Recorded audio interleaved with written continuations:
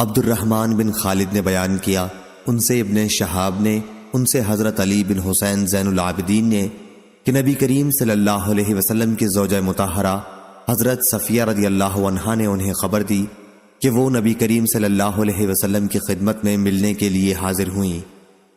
حضرت صلی اللہ علیہ وسلم رمضان کے آخری عشرہ کا مسجد میں اعتکاف کیے ہوئے تھے، پھر وہ واپس ہونے کے لیے اٹھیں تو حضرت صلی اللہ علیہ وسلم بھی ان کے ساتھ اٹھے۔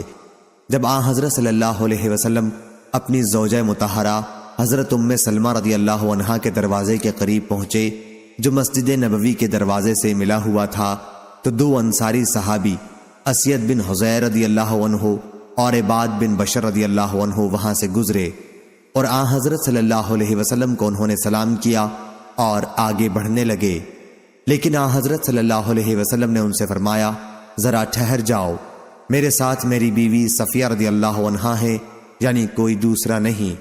ان دونوں نے عرض کیا، سبحان اللہ یا رسول اللہ۔ ان حضرات پر آپ کا یہ فرمانا بڑا شاق گزرا کہ حضرت صلی اللہ علیہ وسلم نے اس پر فرمایا کہ شیطان انسان کے اندر اس طرح دوڑتا رہتا ہے جیسے جسم میں خون دوڑتا ہے، مجھے یہی خطرہ ہوا کہ کہیں تمہارے دلوں میں بھی کوئی وسوسہ پیدا نہ ہو جائے۔ صحیح بخاری حدیث نمبر 3101۔ انس بن عیاض نے بیان کیا، ان سے عبید اللہ عمری نے، ان سے محمد بن یحییٰ بن حبان نے، ان سے واسع بن حبان نے اور ان سے عبداللہ بن عمر رضی اللہ عنہ نے بیان کیا کہ میں ام المومنین حفصہ رضی اللہ عنہا کے گھر کے اوپر چڑھا تو دیکھا کہ نبی کریم صلی اللہ علیہ وسلم قضاء حاجت کر رہے تھے۔ آپ صلی اللہ علیہ وسلم کی پیٹھ قبلے کی طرف تھی اور چہرہ مبارک شام کی طرف تھا۔ صحیح بخاری حدیث نمبر 3102۔ ہشام نے بیان کیا، ان سے ان کے باپ نے بیان کیا اور ان سے عائشہ رضی اللہ عنہا نے بیان کیا کہ رسول اللہ صلی اللہ علیہ وسلم جب عصر کی نماز پڑھتے تو دھوپ ابھی ان کے حجرے میں باقی رہتی تھی۔ صحیح بخاری حدیث نمبر 3103۔ جویریہ نے بیان کیا، ان سے نافع نے اور ان سے عبداللہ رضی اللہ عنہ نے بیان کیا کہ نبی کریم صلی اللہ علیہ وسلم نے خطبہ دیتے ہوئے عائشہ رضی اللہ عنہا کے حجرے کی طرف اشارہ کیا اور فرمایا کہ اسی طرف سے، یعنی مشرق کی طرف سے فتنے برپا ہوں گے۔ 3 مرتبہ آپ صلی اللہ علیہ وسلم نے فرمایا کہ یہیں سے شیطان کا سر نمودار ہوگا۔ صحیح بخاری حدیث نمبر 3104۔ امام مالک بن انس نے خبر دی، انہیں عبداللہ بن ابی بکر نے، انہیں عمرہ بنت عبد الرحمن نے اور انہیں عائشہ رضی اللہ عنہا نے خبر دی کہ رسول کریم صلی اللہ علیہ وسلم ان کے گھر میں موجود تھے۔ اچانک انہوں نے سنا کہ کوئی صاحب حفصہ رضی اللہ عنہا کے گھر میں اندر آنے کی اجازت مانگ رہے ہیں۔ عائشہ رضی اللہ عنہا نے بیان کیا کہ میں نے عرض کیا کہ یا رسول اللہ، آپ دیکھتے نہیں یہ شخص کے گھر میں جانے کی اجازت مانگ رہا ہے؟ حضرت صلی اللہ علیہ وسلم نے اس پر فرمایا کہ میرا خیال ہے یہ فلاں صاحب ہیں، حفصہ رضی اللہ عنہا کے رضائی چچا۔ رضاعت بھی ان تمام۔ محمد بن عبداللہ انصاری نے بیان کیا، کہا کہ مجھ سے میرے والد عبداللہ نے بیان کیا، ان سے ثمامہ نے اور ان سے انس رضی اللہ عنہ نے کہ جب ابو بکر رضی اللہ عنہ خلیفہ ہوئے تو انہوں نے ان کو یعنی انس رضی اللہ عنہ کو بحرین عامل بنا کر بھیجا اور ایک پروانہ لکھ کر ان کو دیا اور اس پر نبی کریم صلی اللہ علیہ وسلم کی انگوٹھی کی مہر لگائی۔ مہر مبارک پر 3 سطریں کندہ تھیں، ایک سطر میں محمد، دوسری میں رسول، تیسری میں اللہ کندہ تھا۔ صحیح بخاری حدیث نمبر 3106۔ عیسیٰ بن تہمان نے بیان کیا، انہوں نے کہا کہ انس بن مالک رضی اللہ عنہ نے ہمیں 2 پرانے جوتے نکال کر دکھائے جن میں 2 تسمے لگے ہوئے تھے۔ اس کے بعد پھر ثابت بنانی نے مجھ سے انس رضی اللہ عنہ سے بیان کیا کہ وہ دونوں جوتے نبی کریم صلی اللہ علیہ وسلم کے تھے۔ صحیح بخاری حدیث نمبر 3107۔ ایوب سختیانی نے بیان کیا، ان سے حمید بن ہلال نے اور ان سے ابو بردہ بن ابو موسیٰ نے بیان کیا کہ عائشہ رضی اللہ عنہا نے ہمیں ایک پیوند لگی ہوئی چادر نکال کر دکھائی اور بتلایا کہ اسی کپڑے میں نبی کریم صلی اللہ علیہ وسلم کی روح قبض ہوئی تھی۔ اور سلیمان بن مغیرہ نے حمید سے بیان کیا، انہوں نے ابو بردہ سے اتنا زیادہ بیان کیا کہ عائشہ رضی اللہ عنہا نے یمن کی بنی ہوئی ایک موٹی ازار تہبند اور ایک کمبل، انہی کمبلوں میں سے جن کو تم ملبد یعنی موٹا پیوندار کہتے ہو، ہمیں نکال کر دکھائی۔ صحیح بخاری حدیث نمبر 3108۔ ابدان نے بیان کیا، ان سے ابو حمزہ نے، ان سے عاصم نے، ان سے ابن سیرین نے اور ان سے انس بن مالک رضی اللہ عنہ نے کہ نبی کریم صلی اللہ علیہ وسلم کا پانی پینے کا پیالہ ٹوٹ گیا تو آپ نے ٹوٹی ہوئی جگہوں کو چاندی کی زنجیر سے جوڑوا لیا۔ عاصم کہتے ہیں کہ میں نے وہ پیالہ دیکھا ہے اور اس میں میں نے پانی بھی پیا ہے۔ صحیح بخاری حدیث نمبر 3109۔ یعقوب بن ابراہیم نے بیان کیا، کہا ہم سے میرے والد نے بیان کیا، ان سے ولید بن کثیر نے، ان سے محمد بن عمرو بن حلحلہ دولی نے، ان سے ابن شہاب نے، ان سے علی بن حسین زین العابدین رحمہ اللہ نے بیان کیا کہ جب ہم سب حضرات حسین بن علی رضی اللہ عنہ کی شہادت کے بعد یزید بن معاویہ کے یہاں سے مدینہ منورہ تشریف لائے تو مسعور بن مخرمہ رضی اللہ عنہ نے آپ سے ملاقات کی اور کہا اگر آپ کو کوئی ضرورت ہو تو مجھے حکم فرما دیجئے۔ حضرت زین العابدین نے بیان کیا کہ میں نے کہا مجھے کوئی ضرورت نہیں ہے۔ پھر مسعور رضی اللہ عنہ نے کہا تو کیا آپ مجھے رسول اللہ صلی اللہ علیہ وسلم کی تلوار عنایت فرمائیں گے، کیونکہ مجھے خوف ہے کہ کچھ لوگ بنو امیہ اسے آپ سے نہ چھین لیں، اور خدا کی قسم اگر وہ تلوار آپ مجھے عنایت فرما دیں تو کوئی شخص بھی جب تک میری جان باقی ہے اسے چھین نہیں سکے گا۔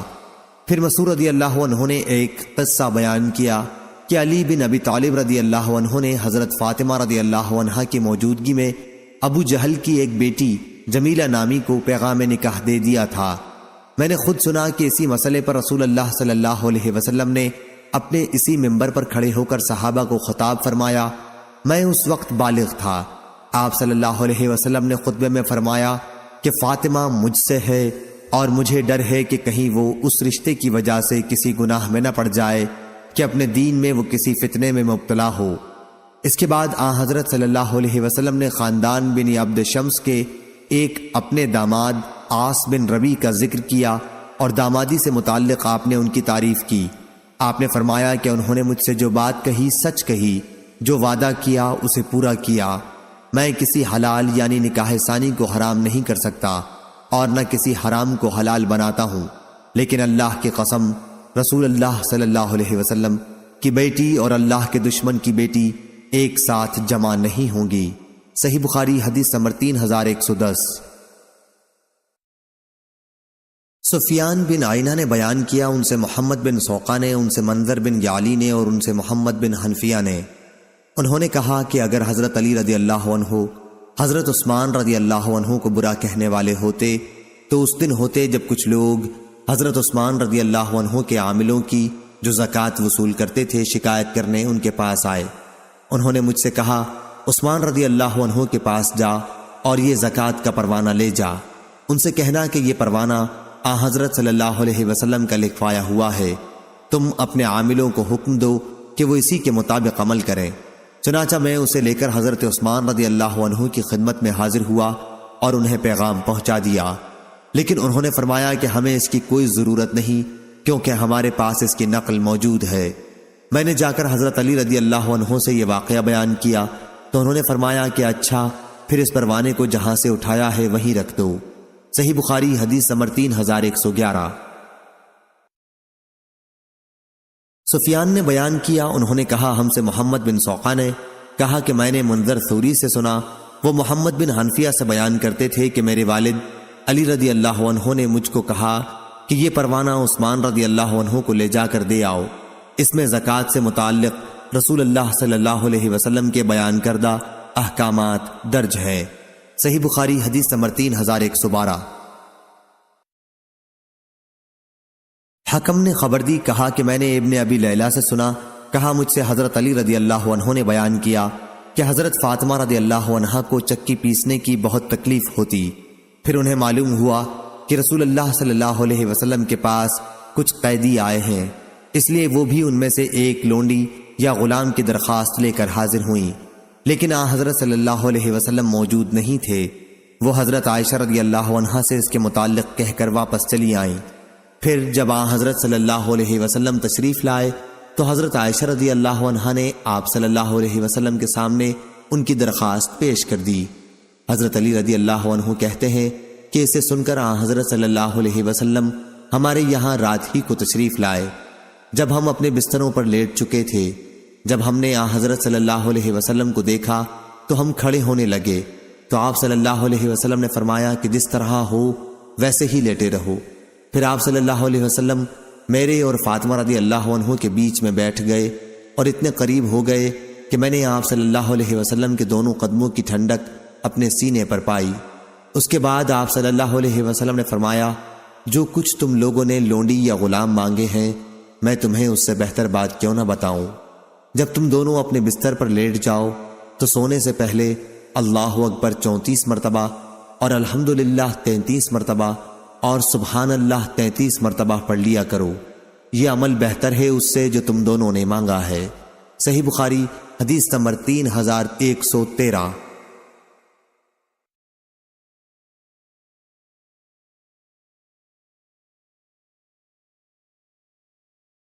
جابر بن عبداللہ رضی اللہ عنہ نے بیان کیا کہ ہم انصاریوں کے قبیلے میں ایک انصاری کے گھر بچہ پیدا ہوا تو انہوں نے بچے کا نام محمد رکھنے کا ارادہ کیا، اور شعبہ نے منصور سے روایت کر کے بیان کیا ہے کہ ان انصاری نے بیان کیا جن کے یہاں بچہ پیدا ہوا تھا کہ میں بچے کو اپنی گردن پر اٹھا کر نبی کریم صلی اللہ علیہ وسلم کی خدمت میں حاضر ہوا، اور سلیمان کی روایت میں ہے کہ ان کے یہاں بچہ پیدا ہوا تو انہوں نے اس کا نام محمد رکھنا چاہا۔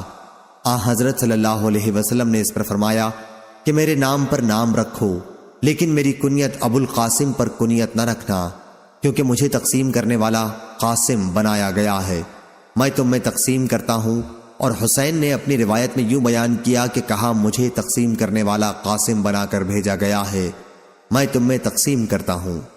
عمرو بن مرزوق نے کہا کہ ہمیں شعبہ نے خبر دی، ان سے قتادہ نے بیان کیا، انہوں نے سالم سے سنا، اور انہوں نے جابر رضی اللہ عنہ سے کہ ان انصاری صحابی نے اپنے بچے کا نام قاسم رکھنا چاہا تو نبی کریم صلی اللہ علیہ وسلم نے فرمایا کہ میرے نام پر نام رکھو لیکن کنیت نہ رکھو۔ صحیح بخاری حدیث نمبر 3114۔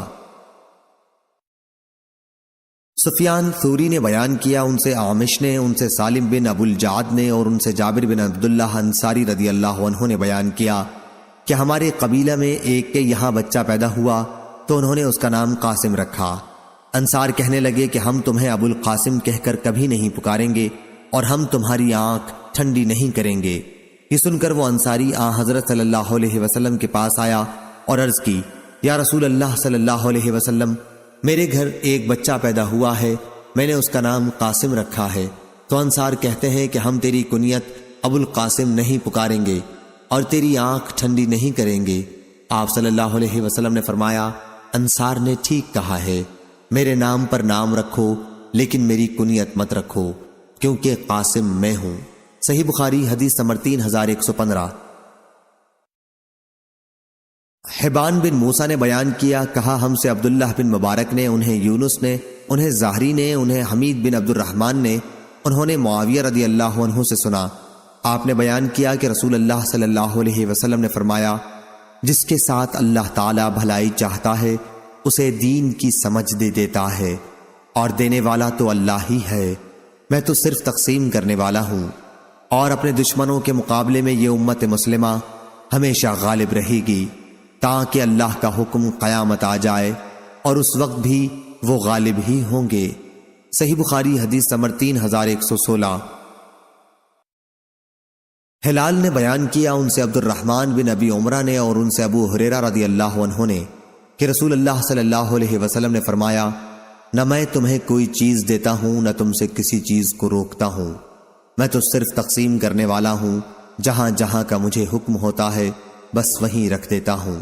صحیح بخاری حدیث نمبر 3117۔ ابن ابی عیاش نے بیان کیا، اور ان کا نام نعمان تھا، ان سے خولہ بنت قیس انصاریہ رضی اللہ عنہا نے بیان کیا کہ نبی کریم صلی اللہ علیہ وسلم سے میں نے سنا، آپ فرما رہے تھے کہ کچھ لوگ اللہ تعالیٰ کے مال کو بیجا اڑاتے ہیں، انہیں قیامت کے دن آگ ملے گی۔ صحیح بخاری حدیث نمبر 3118۔ حسین نے بیان کیا ان سے عامر نے اور ان سے عروہ بارقی رضی اللہ عنہ نے کہ نبی کریم صلی اللہ علیہ وسلم نے فرمایا، گھوڑوں کی پیشانیوں سے قیامت تک خیر و برکت آخرت میں اور غنیمت دنیا میں بندھی ہوئی ہے۔ صحیح بخاری حدیث نمبر 3119۔ ابو زناد نے بیان کیا ان سے اعرج نے اور ان سے ابو ہریرہ رضی اللہ عنہ نے کہ رسول اللہ صلی اللہ علیہ وسلم نے فرمایا، جب کسرا مر جائے گا تو اس کے بعد کوئی کسرا پیدا نہ ہوگا، اور جب قیصر مر جائے گا تو اس کے بعد کوئی قیصر پیدا نہ ہوگا، اور اس ذات کی قسم جس کے ہاتھ میں میری جان ہے، تم لوگ ان دونوں کے خزانے اللہ کے راستے میں خرچ کرو گے۔ صحیح بخاری حدیث نمبر 3120۔ اسحاق بن راہویہ نے بیان کیا انہوں نے جریر سے سنا، انہوں نے عبد الملک سے اور ان سے جابر بن سمرہ رضی اللہ عنہ نے بیان کیا کہ رسول اللہ صلی اللہ علیہ وسلم نے فرمایا، جب کسرا مر جائے گا تو اس کے بعد کوئی کسرا پیدا نہ ہوگا، اور جب قیصر مر جائے گا تو اس کے بعد کوئی قیصر پیدا نہ ہوگا، اور اس ذات کی قسم جس کے ہاتھ میں میری جان ہے، تم لوگ ان دونوں کے خزانے اللہ کے راستے میں خرچ کرو گے۔ صحیح بخاری حدیث نمبر 3121۔ یزید فقیر نے بیان کیا، کہا ہم سے جابر بن عبداللہ رضی اللہ عنہ نے بیان کیا کہ رسول اللہ صلی اللہ علیہ وسلم نے فرمایا، میرے لیے مراد امت ہے، غنیمت کے مال حلال کیے گئے ہیں۔ صحیح بخاری حدیث نمبر 3122۔ اعرج نے بیان کیا اور ان سے ابو ہریرہ رضی اللہ عنہ نے بیان کیا کہ رسول کریم صلی اللہ علیہ وسلم نے فرمایا، جو اللہ کے راستے میں جہاد کرے، جہاد کی نیت سے نکلے، اللہ کے کلام اس کے وعدے کو سچ جان کر، تو اللہ اس کا ضامن ہے، یا تو اللہ تعالیٰ اس کو شہید کر کے جنت میں لے جائے گا، یا اس کو ثواب اور غنیمت کا مال دلا کر اس کے گھر لوٹا لائے گا۔ صحیح بخاری حدیث نمبر 3123۔ عبداللہ بن مبارک نے بیان کیا ان سے معمر نے، ان سے حمام بن بنبا نے اور ان سے ابو ہریرہ رضی اللہ عنہ نے بیان کیا کہ رسول کریم صلی اللہ علیہ وسلم نے فرمایا، بنی اسرائیل کے پیغمبروں میں سے ایک نبی یوشع علیہ السلام نے غزوہ کرنے کا ارادہ کیا تو اپنی قوم سے کہا کہ میرے ساتھ کوئی ایسا شخص جس نے ابھی نئی شادی کی ہو اور بیوی کے ساتھ کوئی رات بھی نہ گزاری ہو اور وہ رات گزارنا چاہتا ہو، اور وہ شخص جس نے گھر بنایا ہو اور ابھی اس کی چھت نہ پاٹ سکا ہو، اور وہ شخص جس نے حاملہ بکری یا حاملہ اونٹنیاں خریدی ہوں اور اسے ان کے بچے جننے کا انتظار ہو، تو ایسے لوگوں میں سے کوئی بھی ہمارے ساتھ جہاد میں نہ چلے۔ پھر انہوں نے جہاد کیا، اور جب اس آبادی اریحا سے قریب ہوئے تو عصر کا وقت ہو گیا یا اس کے قریب وقت ہوا۔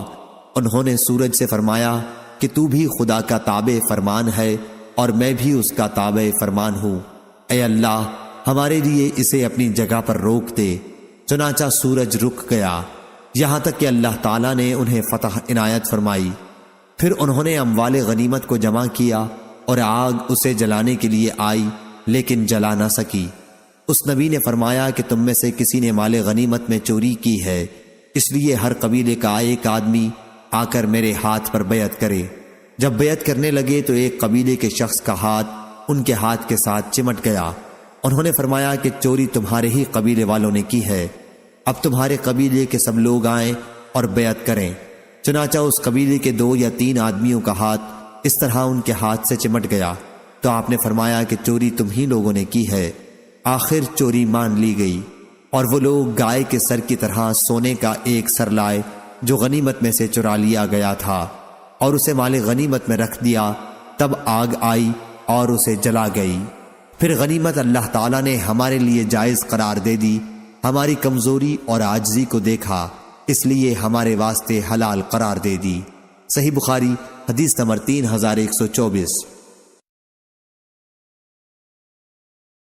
عمرو بن مرہ نے بیان کیا انہوں نے ابو وائل سے سنا، انہوں نے بیان کیا کہ ہم سے ابو موسیٰ اشعری رضی اللہ عنہ نے بیان کیا کہ ایک اعرابی لاحق بن زمیرہ باہلی نے نبی کریم صلی اللہ علیہ وسلم سے پوچھا، ایک شخص ہے جو غنیمت حاصل کرنے کے لیے جہاد میں شریک ہوا، ایک شخص جو اس لیے شرکت کرتا ہے کہ اس کی بہادری کے چرچے زبانوں پر آ جائیں، ایک شخص اس لیے لڑتا ہے کہ اس کی دھاک بیٹھ جائے، تو ان سے اللہ کے راستے میں کون سا ہوگا؟ حضرت صلی اللہ علیہ وسلم نے فرمایا کہ جو شخص جنگ میں شرکت اس لیے کرے تاکہ اللہ کا کلمہ دین ہی بلند رہے، فقط وہی اللہ کے راستے میں ہے۔ صحیح بخاری حدیث نمبر 3126۔ حماد بن زید نے بیان کیا، ان سے ایوب سختیانی نے اور ان سے عبداللہ بن ابی ملیکہ نے کہ نبی کریم صلی اللہ علیہ وسلم کی خدمت میں دیباج کی کچھ قبائیں تحفے کے طور پر آئی تھیں جن میں سونے کی گھنڈیاں لگی ہوئی تھیں۔ انہیں حضرت صلی اللہ علیہ وسلم نے اپنے اصحاب میں تقسیم فرما دیا اور ایک قبا مخرمہ بن نوفل رضی اللہ عنہ کے لیے رکھ لی۔ پھر مخرمہ رضی اللہ عنہ آئے اور ان کے ساتھ ان کے صاحبزادے مسور بن مخرمہ رضی اللہ عنہ بھی تھے۔ آپ دروازے پر کھڑے ہو گئے اور کہا، میرا نام لے کر نبی کریم صلی اللہ علیہ وسلم کو بلا لا۔ حضرت صلی اللہ علیہ وسلم نے ان کی آواز سنی تو قبا لے کر باہر تشریف لائے اور اس کی گھنڈیاں ان کے سامنے کر دیں۔ پھر فرمایا، ابو مسور، یہ قبا میں تمہارے لیے چھپا کر رکھ لی تھی۔ ابو مسور، یہ قبا میں نے تمہارے لیے چھپا کر رکھ لی تھی۔ مخرمہ رضی اللہ عنہ ذرا تیز طبیعت کے آدمی تھے۔ ابن علیہ نے ایوب کے واسطے سے یہ حدیث مرسلن ہی روایت کی ہے، اور حاتم بن وردان نے بیان کیا کہ ہم سے ایوب نے بیان کیا، ان سے ابن ابی ملیکہ نے، ان سے مسور رضی اللہ عنہ نے کہ نبی کریم صلی اللہ علیہ وسلم کے یہاں کچھ قبائیں آئی تھیں۔ اس روایت کے مطابق لیث نے ابن ابی ملیکہ سے کی ہے۔ صحیح بخاری حدیث نمبر 3127۔ معتمر نے بیان کیا، ان سے ان کے باپ سلیمان نے، انہوں نے انس بن مالک رضی اللہ عنہ سے سنا، انہوں نے بیان کیا کہ صحابہ انصار کچھ کھجور کے درخت نبی کریم صلی اللہ علیہ وسلم کی خدمت میں بطور تحفہ دے دیا کرتے تھے۔ جب اللہ تعالیٰ نے بنو قریظہ اور بنو نذیر کے قبائل پر فتح دی تو حضرت صلی اللہ علیہ وسلم اس کے بعد اس طرح کے ہدایہ واپس فرما دیا کرتے تھے۔ صحیح بخاری حدیث نمبر 3128۔ اسحاق بن ابراہیم نے بیان کیا، کہا میں نے ابو اسامہ سے پوچھا، کیا آپ لوگوں سے ہشام بن عروہ نے یہ حدیث اپنے والد سے بیان کی ہے کہ ان سے عبداللہ بن زبیر رضی اللہ عنہ نے کہا کہ جمل کی جنگ کے موقع پر جب زبیر رضی اللہ عنہ کھڑے ہوئے تو مجھے بلایا، میں ان کے پہلو میں جا کر کھڑا ہو گیا۔ انہوں نے کہا، بیٹے، آج کی لڑائی میں ظالم مارا جائے گا یا مظلوم؟ اور میں سمجھتا ہوں کہ آج میں مظلوم قتل کیا جاؤں گا، اور مجھے سب سے زیادہ فکر اپنے قرضوں کی ہے۔ کیا تمہیں بھی کچھ اندازہ ہے کہ قرض ادا کرنے کے بعد ہمارا کچھ مال بچ سکے گا؟ پھر انہوں نے کہا، بیٹے، ہمارا مال فروخت کر کے اس سے قرض ادا کر دینا۔ اس کے بعد انہوں نے 1/3 کی میرے لیے اور اس 1/3 کے تیسرے حصے کی وصیت میرے بچوں کے لیے کی، یعنی عبداللہ بن زبیر کے بچوں کے لیے۔ انہوں نے فرمایا تھا کہ اس 1/3 کے 3 حصے کر لینا، اور اگر قرض کی ادائیگی کے بعد ہمارے اموال میں سے کچھ بچ جائے تو اس کا 1/3 تمہارے بچوں کے لیے ہوگا۔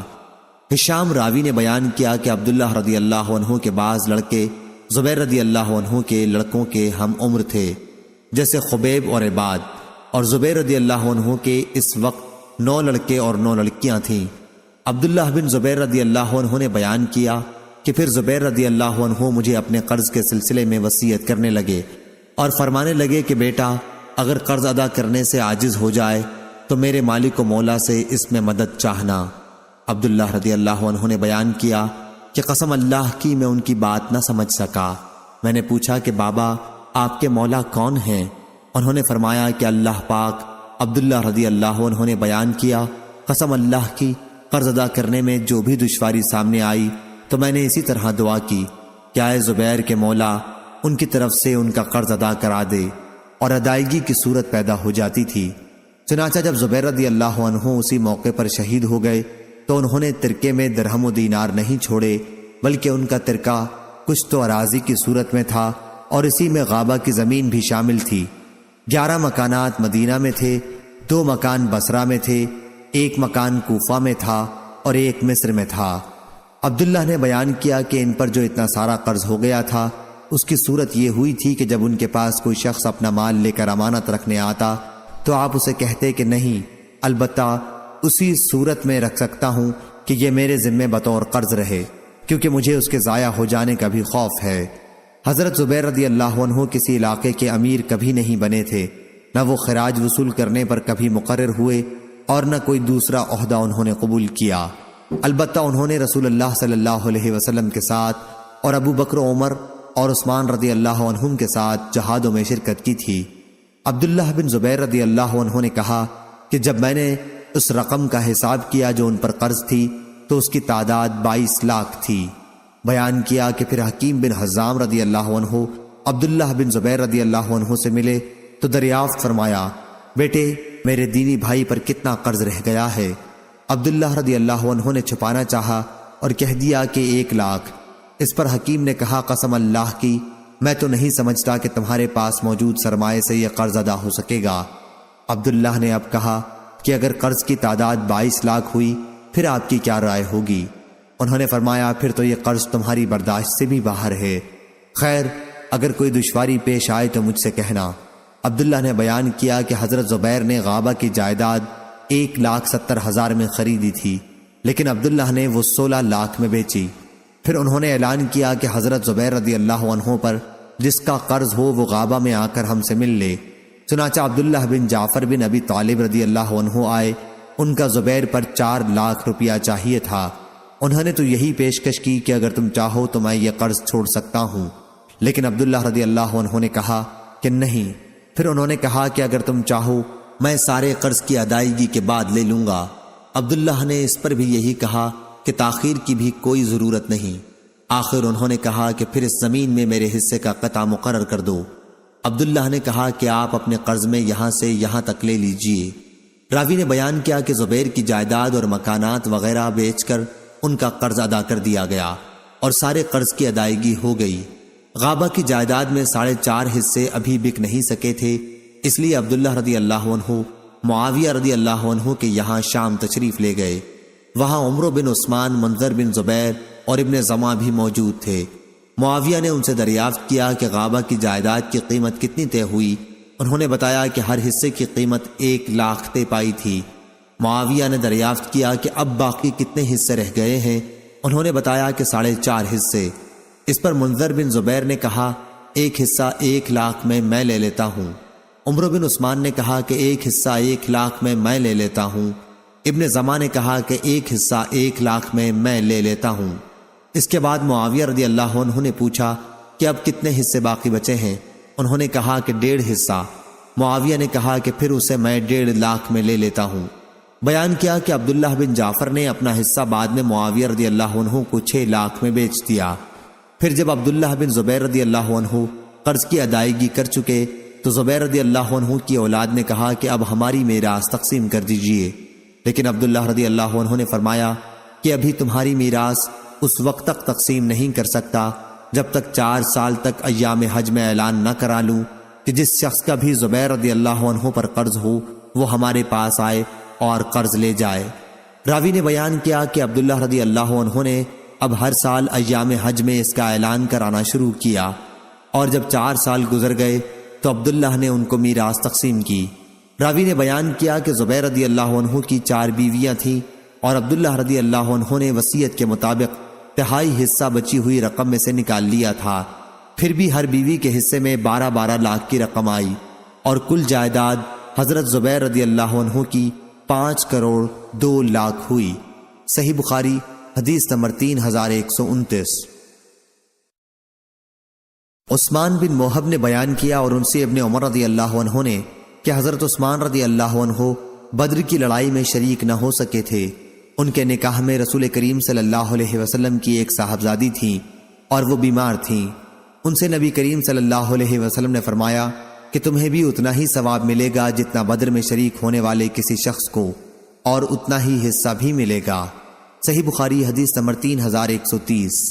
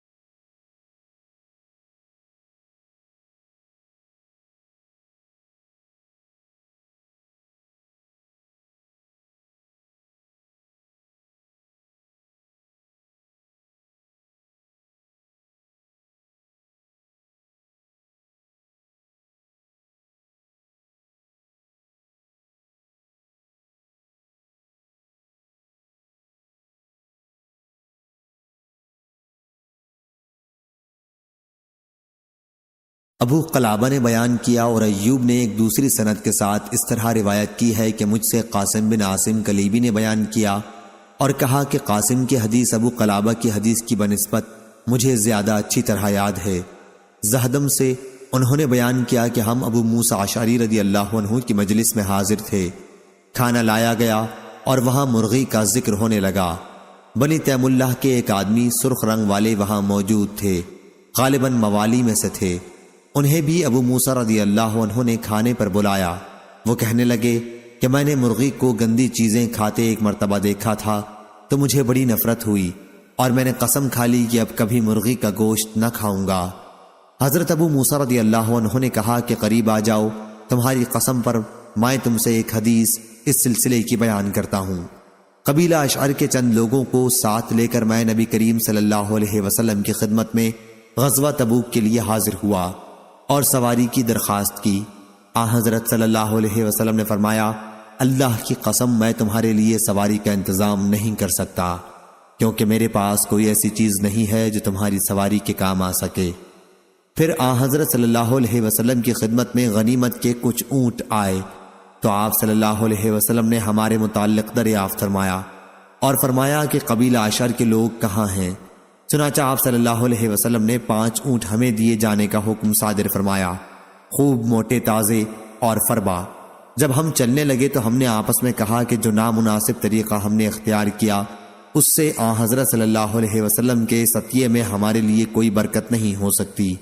چنانچہ ہم پھر حضرت صلی اللہ علیہ وسلم کی خدمت میں حاضر ہوئے اور عرض کیا کہ ہم نے پہلے جب آپ سے درخواست کی تو آپ نے قسم کھا کر فرمایا تھا کہ میں تمہاری سواری کا انتظام نہیں کر سکوں گا۔ شاید آپ حضرت صلی اللہ علیہ وسلم کو وہ قسم یاد نہ رہی ہو، لیکن حضرت صلی اللہ علیہ وسلم نے فرمایا کہ میں نے تمہاری سواری کا انتظام واقعی نہیں کیا، وہ اللہ تعالی ہے جس نے تمہیں یہ سواریاں دے دی ہیں۔ اللہ کی قسم تم اس پر یقین رکھو کہ انشاءاللہ جب بھی میں کوئی قسم کھاؤں پھر مجھ پر یہ بات ظاہر ہو جائے کہ بہتر اور مناسب طرز عمل اس کے سوا میں ہے تو میں وہی کروں گا جس میں اچھائی ہوگی اور قسم کا کفارہ دے دوں گا۔ صحیح بخاری حدیث نمبر 3133۔ امام مالک نے خبر دی، انہیں نافع نے اور انہیں ابن عمر رضی اللہ عنہ نے، کہ رسول اللہ صلی اللہ علیہ وسلم نے نجد کی طرف ایک لشکر روانہ کیا۔ عبداللہ بن عمر رضی اللہ عنہ بھی لشکر کے ساتھ تھے۔ غنیمت کے طور پر اونٹوں کی ایک بڑی تعداد اس لشکر کو ملی، اس لیے اس کے ہر سپاہی کو حصے میں بھی 12 11 اونٹ ملے تھے اور ایک اونٹ اور انعام میں ملا۔ صحیح بخاری حدیث نمبر 3134۔ لیث نے خبر دی، انہیں عقیل نے، انہیں ابن شہاب نے، انہیں سالم نے اور انہیں عبداللہ بن عمر رضی اللہ عنہ نے، کہ نبی کریم صلی اللہ علیہ وسلم بعض مہموں کے موقع پر اس میں شریک ہونے والوں کو غنیمت کے عام حصوں کے علاوہ خمس وغیرہ میں سے اپنے طور پر بھی دیا کرتے تھے۔ صحیح بخاری حدیث نمبر 3135۔ یزید بن عبداللہ نے بیان کیا، ان سے ابو بردہ نے اور ان سے ابو موسیٰ اشعری رضی اللہ عنہ نے، کہ نبی کریم صلی اللہ علیہ وسلم کی ہجرت کی خبر ہمیں ملی تو ہم یمن میں تھے، اس لیے ہم بھی آپ کی خدمت میں مہاجرین کی حیثیت سے حاضر ہونے کے لیے روانہ ہوئے۔ میں تھا، میرے 2 بھائی تھے، میری عمر ان دونوں سے کم تھی۔ دونوں بھائیوں میں ایک ابو بردہ تھے اور دوسرے ابو رحم، یا انہوں نے یہ کہا کہ اپنی قوم کے چند افراد کے ساتھ، یا یہ کہا 53 یا 52 آدمیوں کے ساتھ یہ لوگ روانہ ہوئے تھے۔ ہم کشتی میں سوار ہوئے تو ہماری کشتی نجاشی کے ملک حبشہ پہنچ گئی اور وہاں ہمیں جعفر بن ابی طالب رضی اللہ عنہ اپنے دوسرے ساتھیوں کے ساتھ ملے۔ جعفر رضی اللہ عنہ نے کہا کہ رسول کریم صلی اللہ علیہ وسلم نے ہمیں یہاں بھیجا تھا اور حکم دیا تھا کہ ہم یہیں رہیں، اس لیے آپ لوگ بھی ہمارے ساتھ یہیں ٹھہر جائیں۔ چنانچہ ہم بھی وہیں ٹھہر گئے اور پھر سب ایک ساتھ مدینہ حاضر ہوئے۔ جب ہم خدمت نبوی میں پہنچے تو حضرت صلی اللہ علیہ وسلم خیبر فتح کر چکے تھے، لیکن حضرت صلی اللہ علیہ وسلم نے دوسرے مجاہدوں کے ساتھ ہمارا بھی حصہ مال غنیمت میں لگایا، یا انہوں نے یہ کہا کہ آپ نے غنیمت میں سے ہمیں بھی عطا فرمایا، حالانکہ آپ صلی اللہ علیہ وسلم نے کسی ایسے شخص کا غنیمت میں حصہ نہیں لگایا جو لڑائی میں شریک نہ رہا ہو، صرف انہی لوگوں کو حصہ ملا تھا جو لڑائی میں شریک تھے۔ البتہ ہماری کشتی کے ساتھیوں اور جعفر اور ان کے ساتھیوں کو بھی آپ نے غنیمت میں شریک کیا تھا، حالانکہ ہم لوگ لڑائی میں شریک نہیں ہوئے تھے۔ صحیح بخاری حدیث نمبر 3136۔ سفیان بن عیینہ نے کہا، ہم سے محمد بن منکدر نے اور انہوں نے جابر رضی اللہ عنہ سے سنا، آپ نے بیان کیا کہ نبی کریم صلی اللہ علیہ وسلم نے فرمایا تھا کہ جب بحرین سے وصول ہو کر میرے پاس مال آئے گا تو میں تمہیں اس طرح 3 لب دوں گا۔ اس کے بعد حضرت صلی اللہ علیہ وسلم کی وفات ہو گئی اور بحرین کا مال اس وقت تک نہ آیا۔ پھر جب وہاں سے مال آیا تو ابو بکر رضی اللہ عنہ کے حکم سے منادی نے اعلان کیا کہ جس کا بھی نبی کریم صلی اللہ علیہ وسلم پر کوئی قرض ہو یا آپ کا کوئی وعدہ ہو تو ہمارے پاس آئے۔ میں ابو بکر رضی اللہ عنہ کی خدمت میں گیا اور عرض کیا کہ مجھ سے رسول اللہ صلی اللہ علیہ وسلم نے یہ فرمایا تھا، چنانچہ انہوں نے 3 لب بھر کر مجھے دیا۔ سفیان بن عیینہ نے اپنے دونوں ہاتھوں سے اشارہ کر کے لب بھرنے کی کیفیت بتائی۔ پھر ہم سے سفیان نے بیان کیا کہ ابن منکدر نے بھی ہم سے اسی طرح بیان کیا تھا، اور ایک مرتبہ سفیان نے سابقہ سند کے ساتھ بیان کیا کہ جابر رضی اللہ عنہ نے کہا کہ میں ابو بکر رضی اللہ عنہ کی خدمت میں حاضر ہوا تو انہوں نے مجھے کچھ نہیں دیا۔ پھر میں حاضر ہوا اور اس مرتبہ بھی مجھے انہوں نے کچھ نہیں دیا۔ پھر میں تیسری مرتبہ حاضر ہوا، عرض کیا کہ میں نے ایک مرتبہ آپ سے مانگا اور آپ نے عنایت نہیں فرمایا، دوبارہ مانگا پھر بھی آپ نے عنایت نہیں فرمایا، اور پھر مانگا لیکن آپ نے عنایت نہیں فرمایا۔ اب یا آپ مجھے دیجئے یا پھر میرے بارے میں بخل سے کام لیجئے۔ حضرت ابو بکر رضی اللہ عنہ نے فرمایا کہ تم کہتے ہو کہ میرے معاملے میں بخل سے کام لیتا ہے، حالانکہ تمہیں دینے سے جب بھی میں نے منہ پھیرا تو میرے دل میں یہ بات ہوتی تھی کہ تمہیں کبھی نہ کبھی ضرور دینا ہے۔ سفیان نے بیان کیا کہ ہم سے عمروں نے بیان کیا، ان سے محمد بن علی نے اور ان سے جابر نے۔ پھر ابو بکر رضی اللہ عنہ نے مجھے 1 لب بھر کر دیا اور فرمایا کہ اسے شمار کر۔ میں نے شمار کیا تو 500 کی تعداد تھی۔ اس کے بعد ابو بکر رضی اللہ عنہ نے فرمایا کہ اتنا ہی 2 مرتبہ اور لے لے۔ اور ابن المنکدر نے بیان کیا کہ ابو بکر رضی اللہ عنہ نے فرمایا تھا، بخل سے زیادہ بدترین اور کیا بیماری ہو سکتی ہے۔ صحیح بخاری حدیث نمبر 3137۔ عمرو بن دینار نے بیان کیا اور ان سے جابر بن عبداللہ رضی اللہ عنہ نے بیان کیا کہ رسول اللہ صلی اللہ علیہ وسلم مقام جورانہ میں غنیمت تقسیم کر رہے تھے کہ ایک شخص ذوالخویسرہ نے آپ سے کہا، انصاف سے کام لیجئے۔ حضرت صلی اللہ علیہ وسلم نے فرمایا، اگر میں بھی انصاف سے کام نہ لوں تو بدبخت ہوا۔ صحیح بخاری حدیث نمبر 3138۔ عبد الرزاق نے خبر دی، انہیں معمر نے، انہیں زہری نے، انہیں محمد بن جبیر نے اور انہیں ان کے والد نے کہ رسول کریم صلی اللہ علیہ وسلم نے بدر کے قیدیوں کے بارے میں فرمایا تھا کہ اگر مطعم بن عدی جو کفر کی حالت میں مر گئے تھے زندہ ہوتے اور ان نجس ناپاک لوگوں کی سفارش کرتے تو میں ان کی سفارش سے انہیں فدیہ لیے بغیر چھوڑ دیتا۔ صحیح بخاری حدیث نمبر 3139۔ ابن مسیب نے بیان کیا اور ان سے جبیر بن مطعم رضی اللہ عنہ نے بیان کیا کہ میں اور عثمان بن عفان رضی اللہ عنہ رسول اللہ صلی اللہ علیہ وسلم کی خدمت میں حاضر ہوئے اور عرض کیا، یا رسول اللہ، آپ نے بنو مطلب کو تو عنایت فرمایا لیکن ہم کو چھوڑ دیا، حالانکہ ہم کو آپ سے وہی رشتہ ہے جو بنو مطلب کو آپ سے ہے۔ حضرت صلی اللہ علیہ وسلم نے فرمایا کہ بنو مطلب اور بنو ہاشم ایک ہی ہے۔ لیس نے بیان کیا کہ مجھ سے یونس نے بیان کیا اور اس روایت میں یہ زیادتی کی کہ جبیر رضی اللہ عنہ نے کہا، نبی کریم صلی اللہ علیہ وسلم نے بنو عبد شمس اور بنو نوفل کو نہیں دیا تھا۔ اور ابن اسحاق صاحب مغازی نے کہا ہے کہ عبد شمس، ہاشم اور مطلب ایک ماں سے تھے اور ان کی ماں کا نام عاتقہ بنت مرح تھا، اور نوفل باپ کی طرف سے ان کے بھائی تھے، ان کی ماں دوسری تھیں۔ صحیح بخاری حدیث نمبر 3140۔ عبد الرحمن بن عوف رضی اللہ عنہ نے بیان کیا کہ بدر کی لڑائی میں صف کے ساتھ کھڑا ہوا تھا۔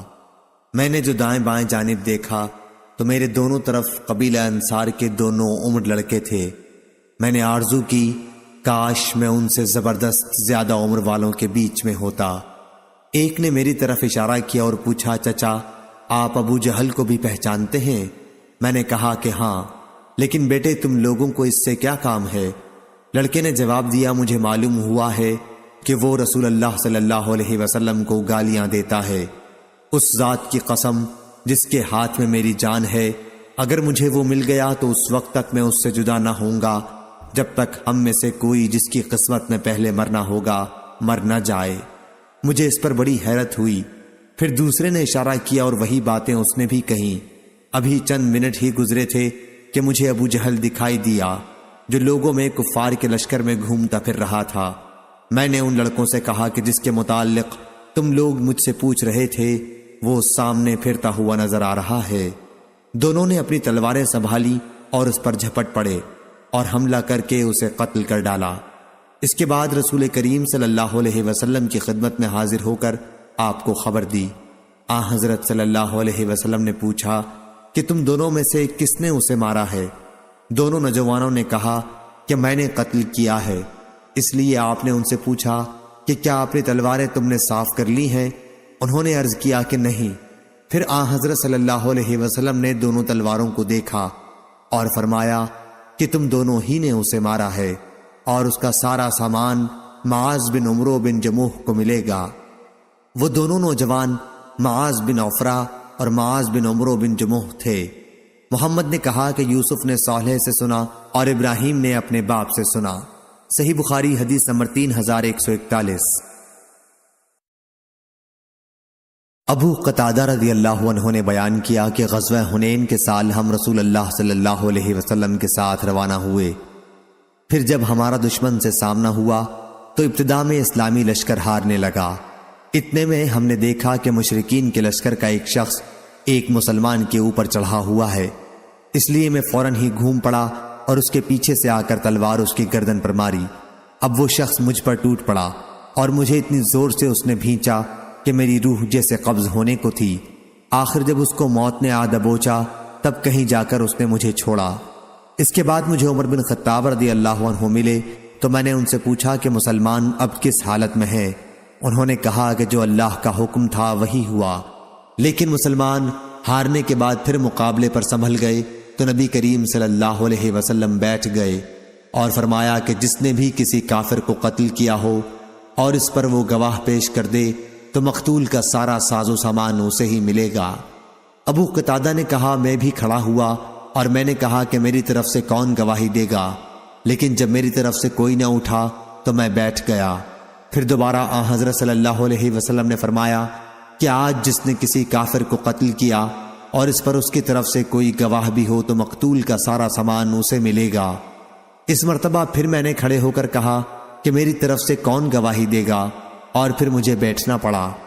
تیسری مرتبہ پھر حضرت صلی اللہ علیہ وسلم نے وہی ارشاد دہرایا، اور اس مرتبہ جب میں کھڑا ہوا تو حضرت صلی اللہ علیہ وسلم نے خود ہی دریافت فرمایا کس چیز کے متعلق کہہ رہے ہو ابو قتادہ؟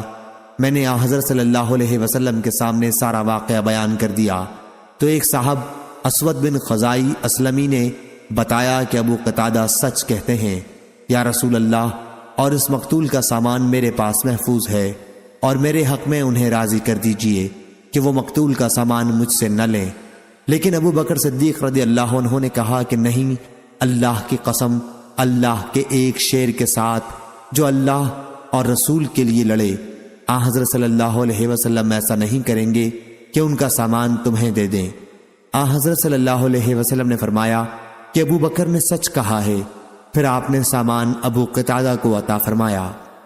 ابو قتادہ نے کہا کہ پھر اس کی زرہ بیچ کر میں نے بنی سلمہ میں ایک باغ خرید لیا، اور یہ پہلا مال تھا جو اسلام لانے کے بعد میں نے حاصل کیا تھا۔ صحیح بخاری حدیث نمبر 3142۔ حکیم بن حزام رضی اللہ عنہ نے بیان کیا میں نے رسول اللہ صلی اللہ علیہ وسلم سے کچھ روپیہ مانگا تو آپ صلی اللہ علیہ وسلم نے مجھے عطا فرمایا۔ پھر دوبارہ میں نے مانگا اور اس مرتبہ بھی آپ نے عطا فرمایا۔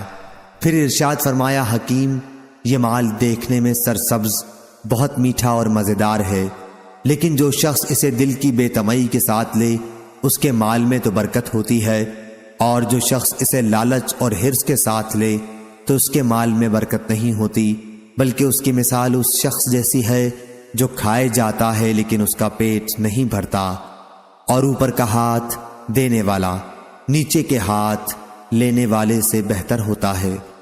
حکیم بن حزام رضی اللہ عنہ نے بیان کیا کہ میں نے عرض کیا یا رسول اللہ صلی اللہ علیہ وسلم، آپ کے بعد اب میں کسی سے کچھ بھی نہیں مانگوں گا یہاں تک کہ اس دنیا میں سے چلا جاؤں۔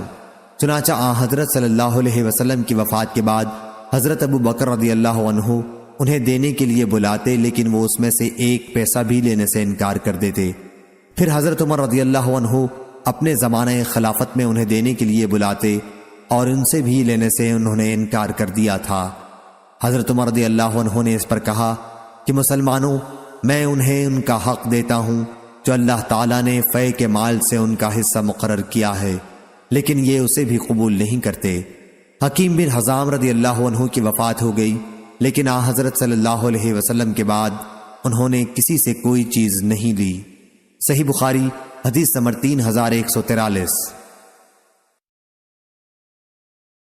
حماد بن زید نے بیان کیا، ان سے ایوب نے، ان سے نافع نے کہ عمر بن خطاب رضی اللہ عنہ نے عرض کیا یا رسول اللہ، زمانہ جاہلیت کفر میں نے ایک دن کے اعتکاف کی منت مانی تھی تو رسول کریم صلی اللہ علیہ وسلم نے اسے پورا کرنے کا حکم فرمایا۔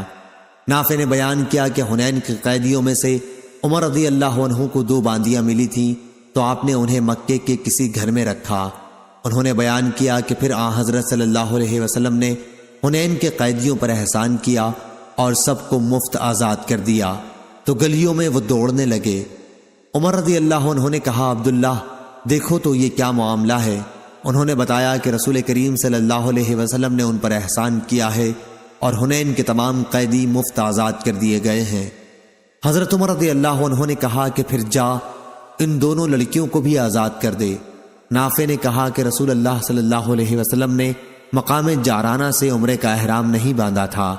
اگر حضرت صلی اللہ علیہ وسلم وہاں سے عمرے کا احرام باندھتے تو عبداللہ بن عمر رضی اللہ عنہ کو یہ ضرور معلوم ہوتا۔ اور جریر بن حازم نے جو ایوب سے روایت کی، انہوں نے نافع سے، انہوں نے ابن عمر سے، اس میں یوں ہے کہ وہ دونوں باندیاں جو عمر رضی اللہ عنہ کو ملی تھیں خمس میں تھیں۔ اعتکاف سے متعلق یہ روایت معمر نے ایوب سے نقل کی ہے، ان سے نافع نے، ان سے عبداللہ بن عمر رضی اللہ عنہ نے نظر کا قصہ جو روایت کیا ہے اس میں ایک دن کا لفظ نہیں ہے۔ صحیح بخاری حدیث نمبر 3144۔ عمر بن تغلب رضی اللہ عنہ نے بیان کیا، انہوں نے بیان کیا کہ رسول اللہ صلی اللہ علیہ وسلم نے کچھ لوگوں کو دیا اور کچھ لوگوں کو نہیں دیا۔ غالباً جن لوگوں کو آپ صلی اللہ علیہ وسلم نے نہیں دیا تھا ان کو ناگوار ہوا تو حضرت صلی اللہ علیہ وسلم نے فرمایا کہ میں کچھ ایسے لوگوں کو دیتا ہوں کہ مجھے جن کے بگڑ جانے، اسلام سے پھر جانے اور بے صبری کا ڈر ہے، اور کچھ لوگ ایسے ہیں جن پر میں بھروسہ کرتا ہوں تو اللہ تعالیٰ نے ان کے دلوں میں بھلائی اور بے نیازی رکھی ہے، ان کو میں نہیں دیتا۔ عمر بن تغلب رضی اللہ عنہ بھی انہی میں شامل ہیں۔ عمر بن ثعلب کہا کرتے تھے کہ رسول اللہ صلی اللہ علیہ وسلم نے میری نسبت یہ جو کلمہ فرمایا، اگر اس کے بدلے سرخ اونٹ ملتے تو بھی میں اتنا خوش نہ ہوتا۔ ابو عاصم نے جریر سے بیان کیا کہ میں نے حسن بصری سے سنا، عمر بن تغلب رضی اللہ عنہ نے بیان کیا کہ رسول اللہ صلی اللہ علیہ وسلم کے پاس مال یا قیدی آئے تھے اور انہی کو آپ نے تقسیم فرمایا تھا۔ صحیح بخاری حدیث نمبر 3145۔ شعبہ نے بیان کیا، ان سے قتادہ نے اور ان سے انس بن مالک رضی اللہ عنہ نے بیان کیا کہ نبی کریم صلی اللہ علیہ وسلم نے فرمایا، قریش کو میں ان کا دل ملانے کے لیے دیتا ہوں کیونکہ ان کی جاہلیت کفر کا زمانہ ابھی تازہ گزرا ہے، ان کی دلجوئی کرنا ضروری ہے۔ صحیح بخاری حدیث نمبر 3146۔ زہری نے بیان کیا، کہا کہ مجھے انس بن مالک رضی اللہ عنہ نے خبر دی کہ جب اللہ تعالیٰ نے اپنے رسول صلی اللہ علیہ وسلم کو قبیلہ حوازن کے اموال میں سے غنیمت دی اور آپ صلی اللہ علیہ وسلم قریش کے بعض آدمیوں کو تالیف قلب کی غرض سے 100 اونٹ دینے لگے تو بعض انصاری لوگوں نے کہا، اللہ تعالیٰ رسول اللہ صلی اللہ علیہ وسلم کی بخشش کرے، آپ قریش کو تو دے رہے ہیں اور ہمیں چھوڑ دیا، حالانکہ ان کا خون ابھی تک ہماری تلواروں سے ٹپک رہا ہے۔ قریش کے لوگوں کو حال ہی میں ہم نے مارا، ان کے شہر کو ہم نے فتح کیا۔ انس رضی اللہ عنہ نے بیان کیا کہ حضرت صلی اللہ علیہ وسلم کو جب یہ خبر پہنچی تو آپ صلی اللہ علیہ وسلم نے انصار کو بلایا اور انہیں چمڑے کے ایک ڈیرے میں جمع کیا۔ ان کے سوا کسی دوسرے صحابی کو آپ نے نہیں بلایا۔ جب سب انصاری لوگ جمع ہو گئے تو آن حضرت صلی اللہ علیہ وسلم بھی تشریف لائے اور دریافت فرمایا کہ آپ لوگوں کے بارے میں جو بات مجھے معلوم ہوئی وہ کہاں تک صحیح ہے؟ انصار کے سمجھدار لوگوں نے عرض کیا، یا رسول اللہ، ہم میں جو عقل والے ہیں وہ تو کوئی ایسی بات زبان پر نہیں لائے ہیں، ہاں چند نو عمر لڑکے ہیں، انہوں نے ہی یہ کہا ہے کہ اللہ رسول اللہ صلی اللہ علیہ وسلم کی بخشش کرے۔ آپ صلی اللہ علیہ وسلم قریش کو تو دے رہے ہیں اور ہم کو نہیں دیتے، حالانکہ ہماری تلواروں سے ابھی تک ان کے خون ٹپک رہے ہیں۔ اس پر آن حضرت صلی اللہ علیہ وسلم نے فرمایا کہ میں بعض ایسے لوگوں کو دیتا ہوں جن کا کفر کا زمانہ ابھی گزرا ہے، اور ان کو دے کر ان کا دل ملاتا ہوں۔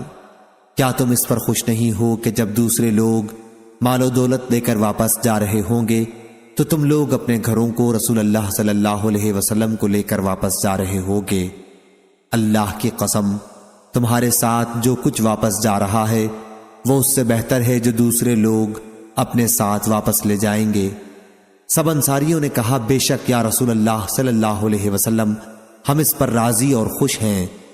پھر آن حضرت صلی اللہ علیہ وسلم نے ان سے فرمایا، میرے بعد تم یہ دیکھو گے کہ تم پر دوسرے لوگوں کو مقدم کیا جائے گا، اس وقت تم صبر کرنا، دنگا فساد نہ کرنا، یہاں تک کہ اللہ تعالیٰ سے جا ملو اور اس کے رسول سے حوض کوثر پر۔ انس رضی اللہ عنہ نے بیان کیا، پھر ہم سے صبر نہ ہو سکا۔ صحیح بخاری حدیث نمبر 3147۔ شہاب نے بیان کیا کہ مجھے عمر بن محمد بن جبیر بن مطعم نے خبر دی کہ میرے باپ محمد بن جبیر نے کہا، اور انہیں جبیر بن مطعم رضی اللہ عنہ نے خبر دی کہ ہم رسول اللہ صلی اللہ علیہ وسلم کے ساتھ تھے، آپ کے ساتھ اور بھی صحابہ تھے، حنین کے جہاد سے واپسی ہو رہی تھی، راستے میں کچھ بدو آپ سے لپٹ گئے، لوٹ کا مال آپ سے مانگتے تھے، وہ آپ سے ایسا لپٹے کہ آپ کو ایک ببول کے درخت کی طرف دھکیل لے گئے، آپ کی چادر اس میں اٹک کر رہ گئی، اس وقت آپ ٹھہر گئے۔ آپ نے فرمایا، بھائیو میری چادر تو دے دو، اگر میرے پاس ان کانٹے دار درختوں کی تعداد میں اونٹ ہوتے تو وہ بھی تم میں تقسیم کر دیتا، تم مجھے بخیل، جھوٹا اور بزدل ہرگز نہیں پاؤ گے۔ صحیح بخاری حدیث نمبر 3148۔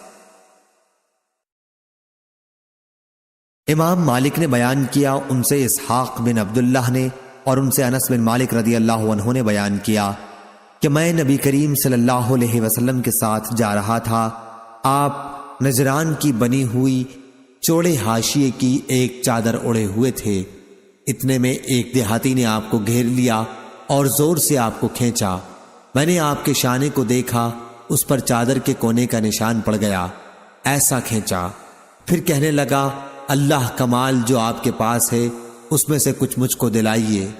آپ صلی اللہ علیہ وسلم نے اس کی طرف دیکھا اور ہنس دیے، پھر آپ صلی اللہ علیہ وسلم نے اسے دینے کا حکم فرمایا۔ صحیح بخاری حدیث نمبر 3149۔ عبداللہ بن مسعود رضی اللہ عنہ نے بیان کیا کہ حنین کی لڑائی کے بعد نبی کریم صلی اللہ علیہ وسلم نے غنیمت کی تقسیم میں بعض لوگوں کو زیادہ دیا، جیسے اقرا بن حابس کو 100 اونٹ دیے، اتنے ہی اونٹ عینہ بن حسین کو دیے، اور کئی عرب کے اشراف لوگوں کو اسی طرح تقسیم میں زیادہ دیا۔ اس پر ایک شخص معتب بن قشیر منافق نے کہا کہ خدا کی قسم، اس تقسیم میں نہ تو عدل کو ملحوظ رکھا گیا ہے اور نہ اللہ کی خوشنودی کا خیال ہوا۔ میں نے کہا کہ واللہ اس کی خبر میں رسول اللہ صلی اللہ علیہ وسلم کو ضرور دوں گا، چنانچہ میں آپ کی خدمت میں حاضر ہوا اور آپ کو اس کی خبر دی۔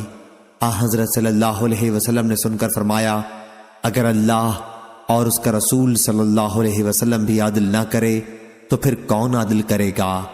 اللہ تعالیٰ موسیٰ علیہ السلام پر رحم فرمائے کہ ان کو لوگوں کے ہاتھ سے اس سے بھی زیادہ تکلیف پہنچی، لیکن انہوں نے صبر کیا۔ صحیح بخاری حدیث نمبر 3150۔ ہشام نے بیان کیا، کہا کہ مجھے میرے والد نے خبر دی، ان سے اسما بنت ابی بکر رضی اللہ عنہا نے بیان کیا کہ نبی کریم صلی اللہ علیہ وسلم نے زبیر رضی اللہ عنہ کو جو زمین عنایت فرمائی تھی، میں اس میں سے گٹھلیاں سوکھی کھجوریں اپنے سر پر لایا کرتی تھی۔ وہ جگہ میرے گھر سے 2 میل فرسخ کی 2/3 پر تھی۔ ابو زمرہ نے ہشام سے بیان کیا اور انہوں نے اپنے باپ سے مرسلاً بیان کیا کہ نبی کریم صلی اللہ علیہ وسلم نے زبیر رضی اللہ عنہ کو بنی نذیر کی اراضی میں سے ایک زمین مقطع کے طور پر دی تھی۔ صحیح بخاری حدیث نمبر 3151۔ نافع نے خبر دی انہیں عبداللہ بن عمر رضی اللہ عنہ نے کہ عمر نے یہود و نصارہ کو سرزمین حجاز سے نکال کر دوسری جگہ بسا دیا تھا۔ رسول اللہ صلی اللہ علیہ وسلم نے جب خیبر فتح کیا تو آپ کا بھی ارادہ ہوا تھا کہ یہودیوں کو یہاں سے نکال دیا جائے۔ جب آپ نے فتح پائی تو اس وقت وہاں کی کچھ زمین یہودیوں کے قبضے میں ہی تھی اور اکثر زمین پیغمبر صلی اللہ علیہ وسلم اور مسلمانوں کے قبضے میں تھی۔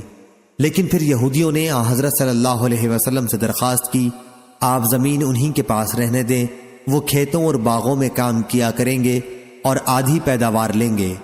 حضرت صلی اللہ علیہ وسلم نے فرمایا، اچھا، جب تک ہم چاہیں گے اس وقت تک کے لیے تمہیں اس شرط پر یہاں رہنے دیں گے۔ چنانچہ یہ لوگ وہیں رہے اور پھر عمر رضی اللہ عنہ نے انہیں اپنے دور خلافت میں مسلمانوں کے خلاف ان کے فتنوں اور سازشوں کی وجہ سے یہود خیبر کو یا اریحہ کی طرف نکال دیا تھا۔ صحیح بخاری حدیث نمبر 3152۔ شعبہ نے بیان کیا ان سے حمید بن حلال نے اور ان سے عبداللہ بن مغفل رضی اللہ عنہ نے بیان کیا کہ ہم خیبر کے محل کا محاصرہ کیے ہوئے تھے۔ کسی شخص نے ایک کپی پھینکی جس میں چربی بھری ہوئی تھی۔ میں اسے لینے کے لیے لپکا، لیکن مڑ کر جو دیکھا تو پاس ہی نبی کریم صلی اللہ علیہ وسلم موجود تھے۔ میں شرم سے پانی پانی ہو گیا۔ صحیح بخاری حدیث نمبر 3153۔ مستد بن مسرحد نے بیان کیا، کہا ہم سے حماد بن زید نے، ان سے ایوب نے، ان سے نافع نے، ان سے ابن عمر رضی اللہ عنہ نے بیان کیا کہ نبی کریم صلی اللہ علیہ وسلم کے زمانے میں غزووں میں ہمیں شہد اور انگور ملتا تھا، ہم اسے اسی وقت کھا لیتے، تقسیم کے لیے اٹھا نہ رکھتے۔ صحیح بخاری حدیث نمبر 3154۔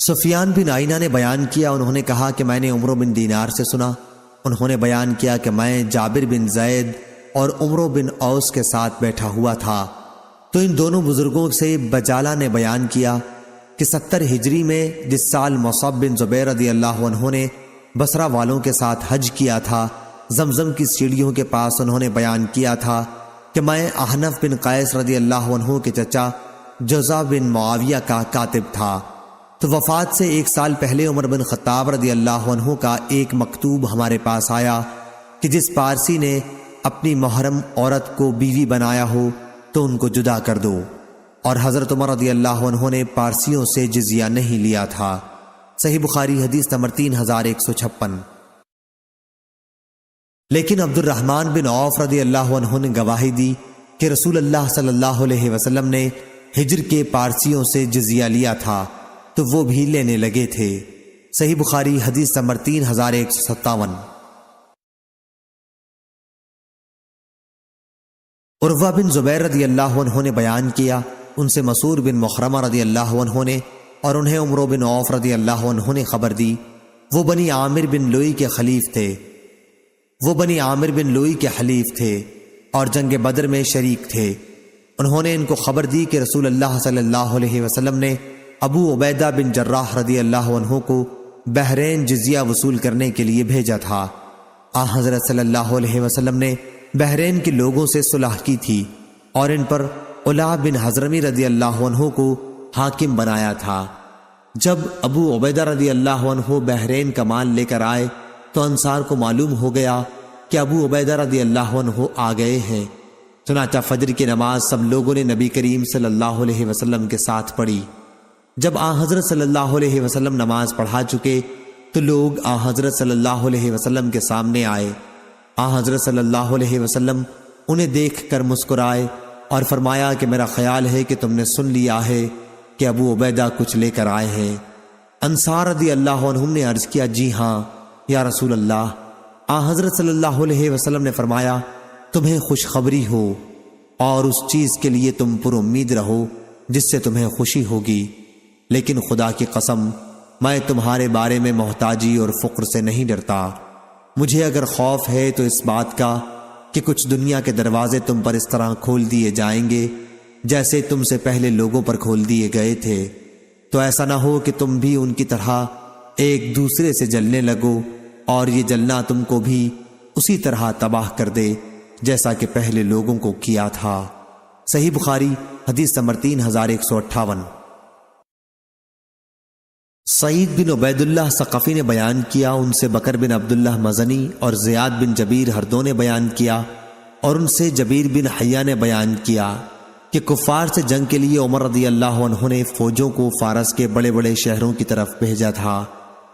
جب لشکر قادسیہ پہنچا اور لڑائی کا نتیجہ مسلمانوں کے حق میں نکلا تو ہرمزان شوستر کا حاکم اسلام لے آیا۔ عمر رضی اللہ عنہ نے اس سے فرمایا کہ میں تم سے ان ممالک فارس وغیرہ پر فوج بھیجنے کے سلسلے میں مشورہ چاہتا ہوں کہ پہلے ان 3 مقاموں فارس، اصفہان اور آذربائیجان میں کہاں لڑائی سے شروع کی جائے۔ اس نے کہا جی ہاں، اس ملک کی مثال اور اس میں رہنے والے اسلام دشمن باشندوں کی مثال ایک پرندے جیسی ہے جس کا سر ہے اور 2 بازو ہیں۔ اگر اس کا ایک بازو توڑ دیا جائے تو وہ اپنے دونوں پاؤں پر ایک بازو اور ایک سر کے ساتھ کھڑا رہ سکتا ہے، اگر دوسرا بازو بھی توڑ دیا جائے تو دونوں پاؤں اور سر کے ساتھ کھڑا رہ سکتا ہے، اگر سر توڑ دیا جائے تو دونوں پاؤں، دونوں بازو اور سر سب بیکار رہ جاتا ہے۔ پس سر تو کسرا ہے تو ایک بازو قیصر ہے اور دوسرا فارس، اس لیے آپ مسلمانوں کو حکم دے دیں کہ پہلے وہ کسرا پر حملہ کریں۔ اور بکر بن عبداللہ اور زیاد بن جبیر دونوں نے بیان کیا کہ ان سے جبیر بن حیہ نے بیان کیا کہ ہمیں حضرت عمر رضی اللہ عنہ نے جہاد کے لیے بلایا اور نعمان بن مقرن رضی اللہ عنہ کو ہمارا امیر مقرر کیا۔ جب ہم دشمن کی سرزمین نہاوند کے قریب پہنچے تو کسرا کا ایک افسر 40,000 کا لشکر ساتھ لیے ہوئے ہمارے مقابلے کے لیے بڑھا۔ پھر ایک ترجمان نے آ کر کہا کہ تم میں سے کوئی ایک شخص معاملات پر گفتگو کرے۔ مغیرہ بن شعبہ رضی اللہ عنہ نے مسلمانوں کی نمائندگی کی اور فرمایا کہ جو تمہارے مطالبات ہوں انہیں بیان کرو۔ اس نے پوچھا آخر تم لوگ ہو کون؟ مغیرہ رضی اللہ عنہ نے کہا کہ ہم عرب کے رہنے والے ہیں، ہم انتہائی بدبختیوں اور مصیبتوں میں مبتلا تھے، بھوک کی شدت میں ہم چمڑے اور گٹھلیاں چوسا کرتے تھے، اون اور بال ہماری پوشاک تھی اور پتھروں اور درختوں کی ہم عبادت کیا کرتے تھے۔ ہماری مصیبتیں اسی طرح قائم تھیں کہ آسمان اور زمین کے رب نے، جس کا ذکر اپنی تمام عظمت و جلال کے ساتھ بلند ہے، ہماری طرف ہماری ہی طرح کہ انسانی عادات و خصائص رکھنے والا ایک نبی بھیجا۔ ہم اس کے باپ اور ماں کو جانتے ہیں۔ اللہ کے رسول صلی اللہ علیہ وسلم نے ہمیں حکم دیا کہ ہم تم سے اس وقت تک جنگ کرتے رہیں جب تک تم صرف اللہ اکیلے کی عبادت نہ کرنے لگو، یا پھر اسلام نہ قبول کرنے کی صورت میں جزیہ دینا قبول کر لو۔ اور ہمارے نبی کریم صلی اللہ علیہ وسلم نے ہمیں اپنے رب کا یہ پیغام بھی پہنچایا ہے کہ اسلام کے لیے لڑتے ہوئے جہاد میں ہمارا جو آدمی بھی قتل کیا جائے گا وہ ایسی جنت میں جائے گا جو اس نے کبھی نہیں دیکھی، اور جو لوگ ہم میں سے زندہ باقی رہ جائیں گے وہ فتح حاصل کر کے تم پر حاکم بن سکیں گے۔ مغیرہ نے یہ گفتگو تمام کر کے نعمان سے کہا کہ لڑائی شروع کرو۔ صحیح بخاری حدیث نمبر 3159۔ نعمان نے کہا تم کو تو اللہ پاک ایسی کئی لڑائیوں میں حضرت صلی اللہ علیہ وسلم کے ساتھ شریک رکھ چکا ہے، اور اس نے لڑائی میں دیر کرنے پر تم کو نہ شرمندہ کیا نہ ذلیل کیا، اور میں تو حضرت صلی اللہ علیہ وسلم کے ساتھ لڑائی میں موجود تھا۔ آپ کا قاعدہ تھا اگر صبح سویرے لڑائی شروع نہ کرتے اور دن چڑھ جاتا تو اس وقت تک ٹھہرے رہتے کہ سورج ڈھل جائے، ہوائیں چلنے لگیں، نمازوں کا وقت آن پہنچے۔ صحیح بخاری حدیث نمبر 3160۔ ابو حمید سعدی رضی اللہ عنہ نے بیان کیا کہ رسول کریم صلی اللہ علیہ وسلم کے ساتھ ہم غزوہ تبوک میں شریک تھے۔ ایلا کے حاکم یوحنا بن روبہ نے حضرت صلی اللہ علیہ وسلم کو ایک سفید خچر بھیجا، اور آپ نے اسے ایک چادر بطور خلعت کے اور ایک تحریر کے ذریعے اس کے ملک پر اسے ہی حاکم باقی رکھا۔ صحیح بخاری حدیث نمبر 3161۔ ابو جمرہ نے بیان کیا، کہا کہ میں نے جویریہ بن قدامہ تمیمی سے سنا، انہوں نے بیان کیا کہ میں نے عمر بن خطاب رضی اللہ عنہ سے سنا تھا جب وہ زخمی ہوئے، آپ سے ہم نے عرض کیا تھا کہ ہمیں کوئی وصیت کیجئے، تو آپ نے فرمایا کہ میں تمہیں اللہ تعالیٰ کے عہد کی جو تم نے زمیوں سے کیا ہے وصیت کرتا ہوں کہ اس کی حفاظت میں کوتاہی نہ کرنا، کیونکہ وہ تمہارے نبی کا ذمہ ہے اور تمہارے گھر والوں کی روزی ہے کہ جزیہ کے روپیے سے تمہارے بال بچوں کی گزران ہوتی ہے۔ صحیح بخاری حدیث نمبر 3162۔ یحییٰ بن سعید انصاری نے بیان کیا کہ میں نے انس رضی اللہ عنہ سے سنا، انہوں نے بیان کیا کہ نبی کریم صلی اللہ علیہ وسلم نے انصار کو بلایا تاکہ بحرین میں ان کے لیے کچھ زمین لکھ دیں، لیکن انہوں نے عرض کیا کہ نہیں، خدا کی قسم ہمیں اسی وقت وہاں زمین عنایت فرمائیے جب اتنی زمین ہمارے بھائی قریش مہاجرین کے لیے بھی آپ لکھیں۔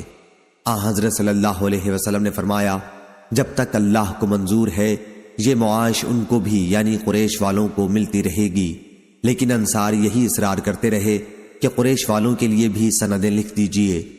جب آپ نے انصار سے فرمایا کہ میرے بعد تم یہ دیکھو گے کہ دوسروں کو تم پر ترجیح دی جائے گی، لیکن تم صبر سے کام لینا تاکہ تم آخر میں مجھ سے آ کر ملو، جنگ اور فساد نہ کرنا۔ صحیح بخاری حدیث نمبر 3163۔ محمد بن منقدر نے بیان کیا کہ جابر بن عبداللہ رضی اللہ عنہ نے بیان کیا کہ رسول اللہ صلی اللہ علیہ وسلم نے مجھ سے فرمایا تھا کہ اگر ہمارے پاس بحرین سے روپیہ آیا تو میں تمہیں اتنا اتنا اتنا 3 لب دوں گا۔ پھر جب حضرت صلی اللہ علیہ وسلم کی وفات ہو گئی اور اس کے بعد بحرین کا روپیہ آیا تو ابو بکر رضی اللہ عنہ نے فرمایا کہ رسول اللہ صلی اللہ علیہ وسلم نے اگر کسی سے کوئی دینے کا وعدہ کیا ہو تو وہ ہمارے پاس آئے۔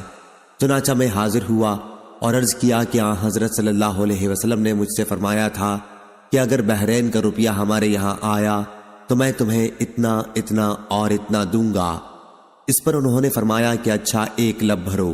میں نے 1 لب بھری تو انہوں نے فرمایا کہ اسے شمار کرو۔ میں نے شمار کیا تو 500 تھا۔ پھر انہوں نے مجھے 1500 عنایت فرمایا۔ صحیح بخاری حدیث نمبر 3164۔ ابراہیم بن طہمان نے بیان کیا، ان سے عبدالعزیز بن صہیب نے اور ان سے انس بن مالک رضی اللہ عنہ نے کہ نبی کریم صلی اللہ علیہ وسلم کے یہاں بحرین سے خراج کا روپیہ آیا تو آپ صلی اللہ علیہ وسلم نے فرمایا کہ اسے مسجد میں پھیلا دو۔ بحرین کا وہ مال ان تمام اموال میں سب سے زیادہ تھا جو اب تک رسول اللہ صلی اللہ علیہ وسلم کے یہاں آ چکے تھے۔ اتنے میں عباس رضی اللہ عنہ تشریف لائے اور کہنے لگے کہ یا رسول اللہ مجھے بھی عنایت فرمائیے، میں زیر بار ہوں، کیونکہ میں نے بدر کے موقع پر اپنا بھی فدیہ ادا کیا تھا اور عقیل کا بھی۔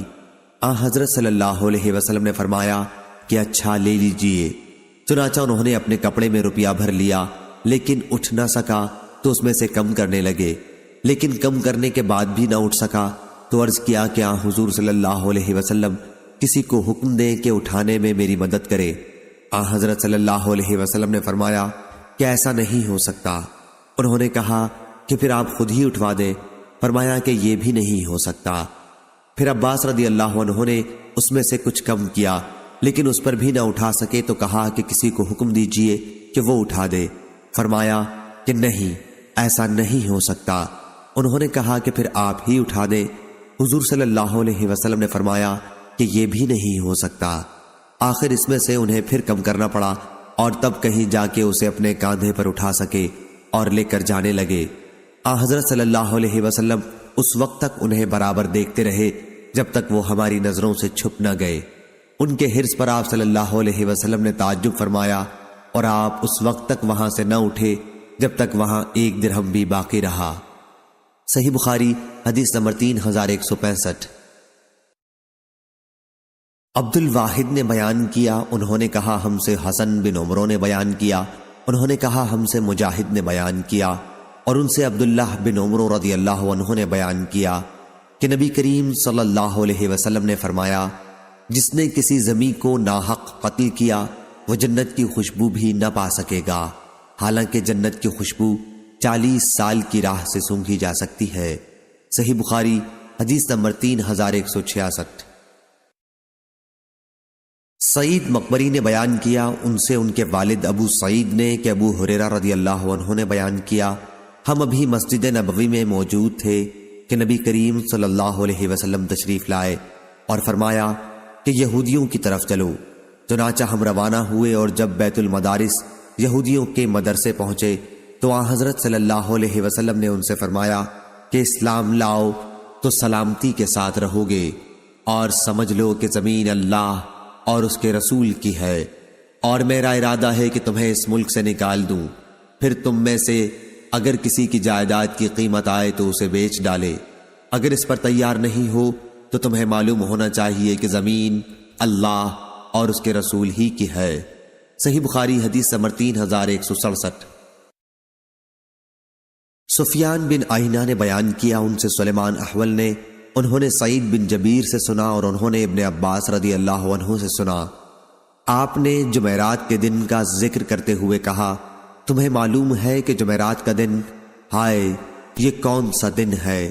اس کے بعد وہ اتنا روئے کہ ان کے آنسوؤں سے کنکریاں تر ہو گئیں۔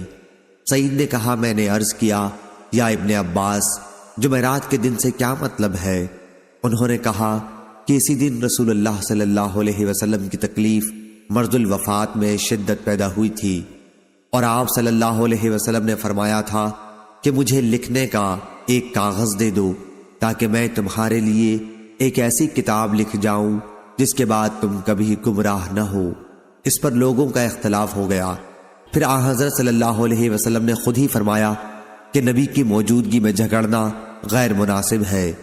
دوسرے لوگ کہنے لگے، بھلا کیا حضرت صلی اللہ علیہ وسلم بیکار باتیں فرمائیں گے؟ اچھا پھر پوچھ لو۔ یہ سن کر حضرت صلی اللہ علیہ وسلم نے فرمایا کہ مجھے میری حالت پر چھوڑ دو، کیونکہ اس وقت میں جس عالم میں ہوں وہ اس سے بہتر ہے جس کی طرف تم مجھے بلا رہے ہو۔ اس کے بعد حضرت صلی اللہ علیہ وسلم نے 3 باتوں کا حکم فرمایا کہ مشرکوں کو جزیرہ عرب سے نکال دینا، اور وفود کے ساتھ اسی طرح خاطر تواضع کا معاملہ کرنا جس طرح میں کیا کرتا تھا۔ تیسری بات کچھ بھلی سی تھی، یا تو سعید نے اس کو بیان نہ کیا یا میں بھول گیا۔ سفیان نے کہا، یہ جملہ تیسری بات کچھ بھلی سی تھی سلیمان احول کا کلام ہے، اور یہ تھی کہ اسامہ کا لشکر تیار کر دینا، یا نماز کی حفاظت کرنا، یا لونڈی غلاموں سے اچھا سلوک کرنا۔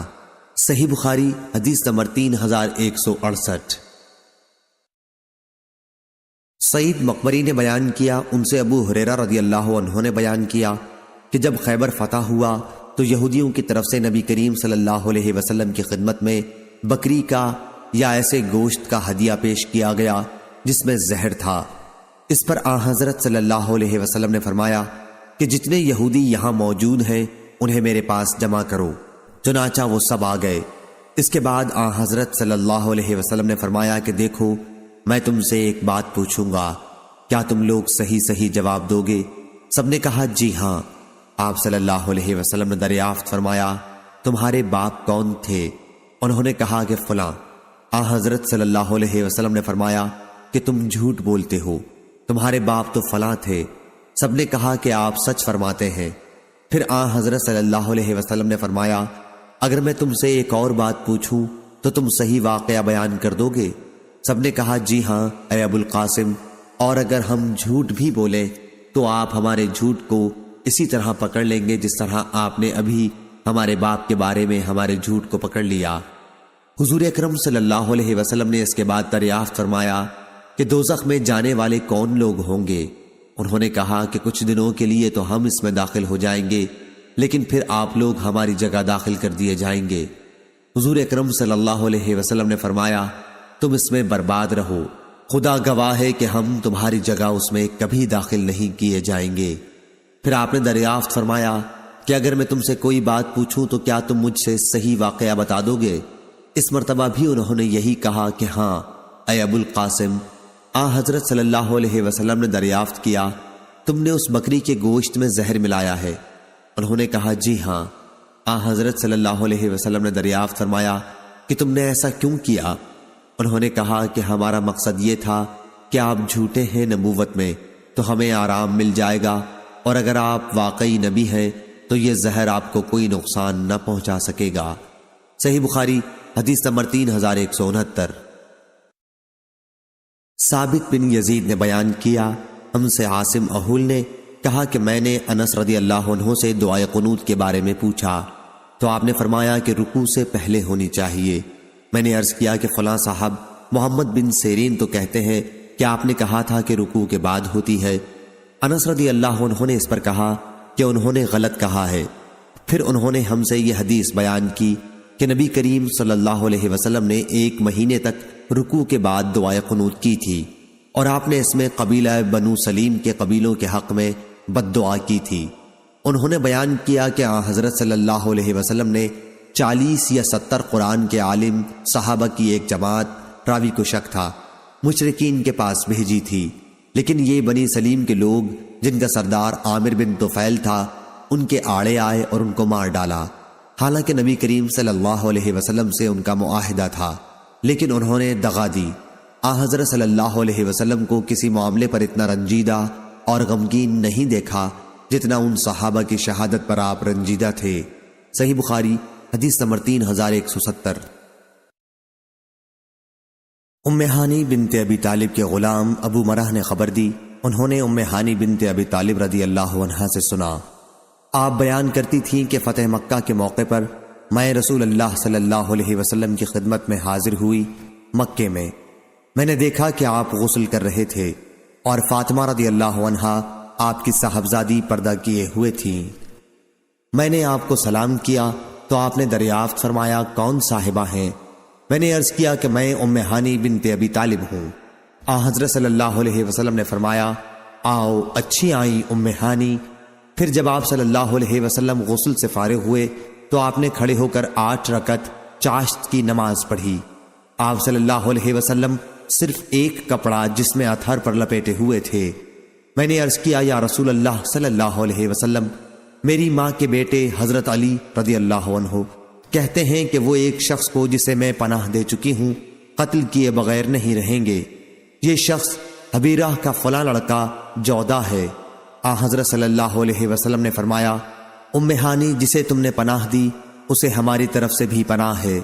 ام ہانی رضی اللہ عنہا نے بیان کیا کہ یہ وقت چاشت کا تھا۔ صحیح بخاری حدیث نمبر 3171۔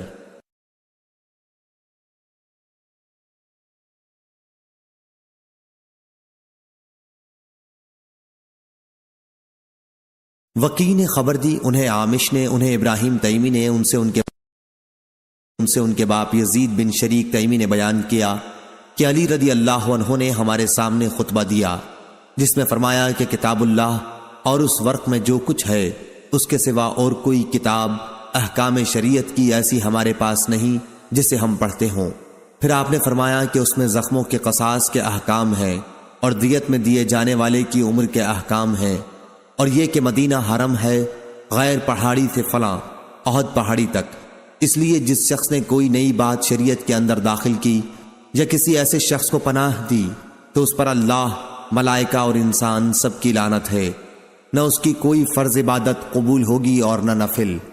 اور یہ بیان ہے جو لونڈی غلام اپنے مالک کے سوا کسی دوسرے کو مالک بنائے اس پر بھی اس طرح لعنت ہے، اور مسلمان سب برابر ہیں ہر ایک کا ذمہ یکساں ہے۔ پس جس شخص نے کسی مسلمان کی پناہ میں جو کسی کافر کو دی گئی ہو دخل اندازی کی تو اس پر بھی اسی طرح لعنت ہے۔ صحیح بخاری حدیث نمبر 3172۔ مستد بن مسرحد نے بیان کیا، کہا ہم سے بشیر بن مفضل نے، کہا ہم سے یحییٰ بن سعید انصاری نے، ان سے بشیر بن یسار نے اور ان سے سہل بن ابی حتمہ نے بیان کیا کہ عبداللہ بن سہل اور محیصہ بن مسعود بن زید رضی اللہ عنہ خیبر گئے۔ ان دنوں خیبر کے یہودیوں سے مسلمانوں کی صلح تھی۔ پھر دونوں حضرات خیبر پہنچ کر اپنے اپنے کاموں کے لیے جدا ہو گئے۔ اس کے بعد محیصہ رضی اللہ عنہ عبداللہ بن سہل کے پاس آئے تو کیا دیکھتے ہیں کہ وہ خون میں لوٹ رہے ہیں، کسی نے ان کو قتل کر ڈالا۔ خیر محیصہ رضی اللہ عنہ نے عبداللہ رضی اللہ عنہ کو دفن کر دیا، پھر مدینہ آئے۔ اس کے بعد عبد الرحمن بن سہل عبداللہ رضی اللہ عنہ کے بھائی اور مسعود کے دونوں صاحبزادے محیصہ اور حویصہ نبی کریم صلی اللہ علیہ وسلم کی خدمت میں حاضر ہوئے۔ گفتگو عبد الرحمن رضی اللہ عنہ نے شروع کی تو آن حضرت صلی اللہ علیہ وسلم نے فرمایا کہ تم لوگوں میں عمر میں بڑے ہوں وہ بات کریں۔ عبد الرحمن سب سے کم عمر تھے، وہ چپ ہو گئے اور محیصہ اور حویصہ نے بات شروع کی۔ آپ نے دریافت فرمایا، کیا تم لوگ اس پر قسم کھا سکتے ہو کہ جس شخص کو تم قاتل کہہ رہے ہو اس پر تمہارا حق ثابت ہو سکے؟ ان لوگوں نے عرض کیا کہ ہم ایک ایسے معاملے میں کس طرح قسم کھا سکتے ہیں جس کو ہم نے خود آنکھوں سے نہ دیکھا ہو۔ حضرت صلی اللہ علیہ وسلم نے فرمایا کہ پھر کیا یہود تمہارے دعوے سے اپنی برت اپنی طرف سے 50 قسمیں کھا کر دیں؟ ان لوگوں نے عرض کیا کہ کفار کی قسموں کا ہم کس طرح اعتبار کر سکتے ہیں؟ چنانچہ حضرت صلی اللہ علیہ وسلم نے خود اپنے پاس سے ان کی دیت ادا کر دی۔ صحیح بخاری حدیث نمبر 3173۔ عبیداللہ بن عبداللہ بن عتبہ نے خبر دی، انہیں عبداللہ بن عباس رضی اللہ عنہ نے خبر دی اور انہیں ابو سفیان بن حرب نے خبر دی کہ ہرقل فرما روائے روم نے انہیں قریش کے قافلے کے ساتھ بلا بھیجا۔ یہ لوگ شام اس زمانے میں تجارت کی غرض سے گئے ہوئے تھے جب آن حضرت صلی اللہ علیہ وسلم نے ابو سفیان سے صلح حدیبیہ میں قریش کے کافروں کے مقدمے میں صلح کی تھی۔ صحیح بخاری حدیث نمبر 3174۔ یحییٰ نے بیان کیا، کہا کہ ہم سے ہشام نے بیان کیا، کہا کہ مجھ سے میرے باپ نے بیان کیا اور ان سے عائشہ رضی اللہ عنہا نے کہ نبی کریم صلی اللہ علیہ وسلم پر جادو کر دیا گیا تھا تو بعض دفعہ ایسا ہوتا کہ آپ سمجھتے کہ میں نے فلاں کام کر لیا ہے حالانکہ آپ نے وہ کام نہ کیا ہوتا۔ صحیح بخاری حدیث نمبر 3175۔ عبداللہ بن علا بن زبیر نے بیان کیا، انہوں نے بیان کیا کہ میں نے بصر بن عبید اللہ سے سنا، انہوں نے ابو ادریس سے سنا، کہا کہ میں نے عوف بن مالک رضی اللہ عنہ سے سنا۔ آپ نے بیان کیا کہ میں غزوہ تبوک کے موقع پر نبی کریم صلی اللہ علیہ وسلم کی خدمت میں حاضر ہوا۔ آپ اس وقت چمڑے کے ایک خیمے میں تشریف فرما تھے۔ آپ صلی اللہ علیہ وسلم نے فرمایا کہ قیامت کی 6 نشانیاں شمار کر لو، میری موت، پھر بیت المقدس کی فتح، پھر ایک وبا جو تم میں شدت سے پھیلے گی جسے بکریوں میں طاعون پھیل جاتا ہے، پھر مال کی کثرت اس درجے میں ہوگی کہ ایک شخص 100 دینار بھی اگر کسی کو دے گا تو اس پر بھی وہ ناراض ہوگا، پھر فتنہ اتنا تباہ کن عام ہوگا کہ عرب کا کوئی گھر باقی نہ رہے گا جو اس کی لپیٹ میں نہ آ گیا ہو، پھر صلح جو تمہارے اور بنی الاصفر نصارائے روم کے درمیان ہوگی، لیکن وہ دغا کریں گے اور ایک عظیم لشکر کے ساتھ تم پر چڑھائی کریں گے، اس میں 80 جھنڈے ہوں گے اور ہر جھنڈے کے ماتحت 12,000 فوج ہوگی، یعنی 9,60,000 فوج سے وہ تم پر حملہ آور ہوں گے۔ صحیح بخاری حدیث نمبر 3176۔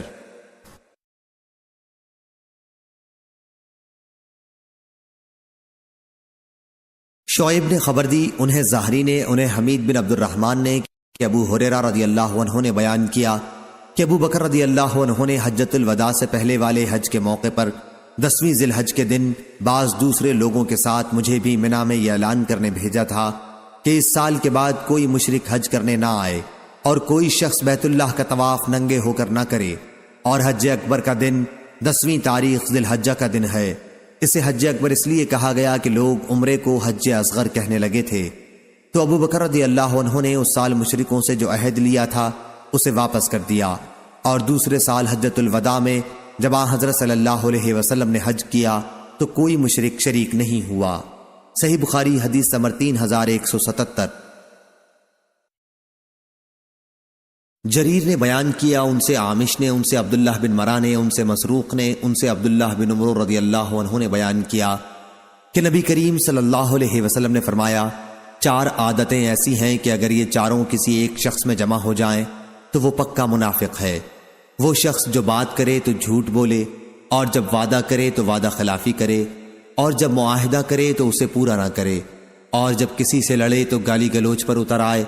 اور اگر کسی شخص کے اندر ان 4 عادتوں میں سے ایک ہی عادت ہے تو اس کے اندر نفاق کی ایک عادت ہے، جب تک کہ وہ اسے چھوڑ نہ دے۔ صحیح بخاری حدیث نمبر 3178۔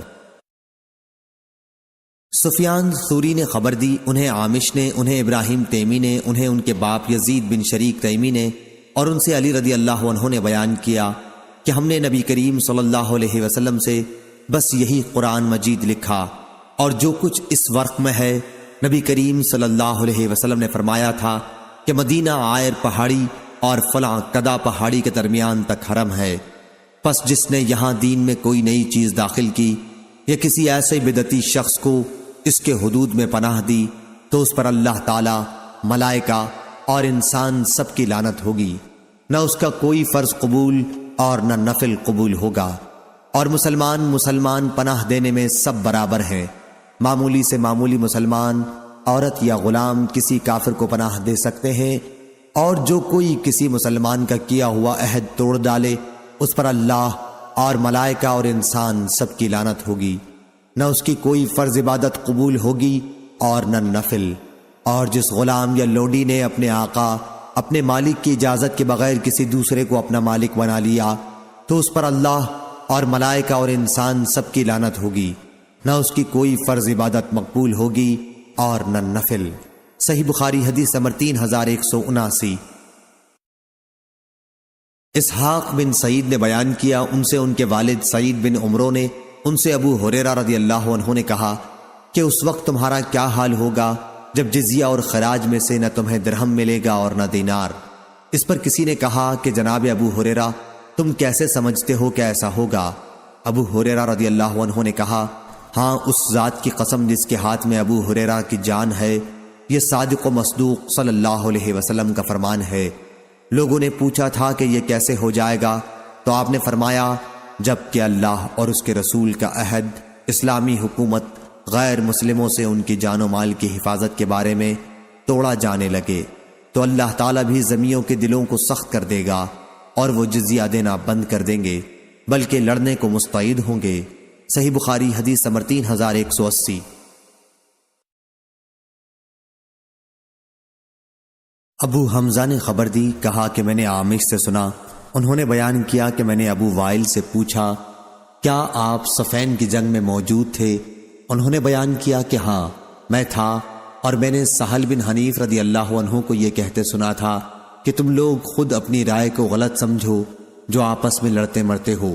میں نے اپنے تئیں دیکھا جس دن ابو جندل آیا، یعنی حدیبیہ کے دن، اگر میں یہاں حضرت صلی اللہ علیہ وسلم کا حکم پھیر سکتا تو پھر اس دن پھیر دیتا، اور ہم نے جب کسی مصیبت میں ڈر کر تلواریں اپنے کندھوں پر رکھیں تو وہ مصیبت آسان ہو گئی، ہم کو اس کا انجام معلوم ہو گیا، مگر یہی ایک لڑائی ہے جو سخت مشکل ہے، اس کا انجام بہتر نہیں معلوم ہوتا۔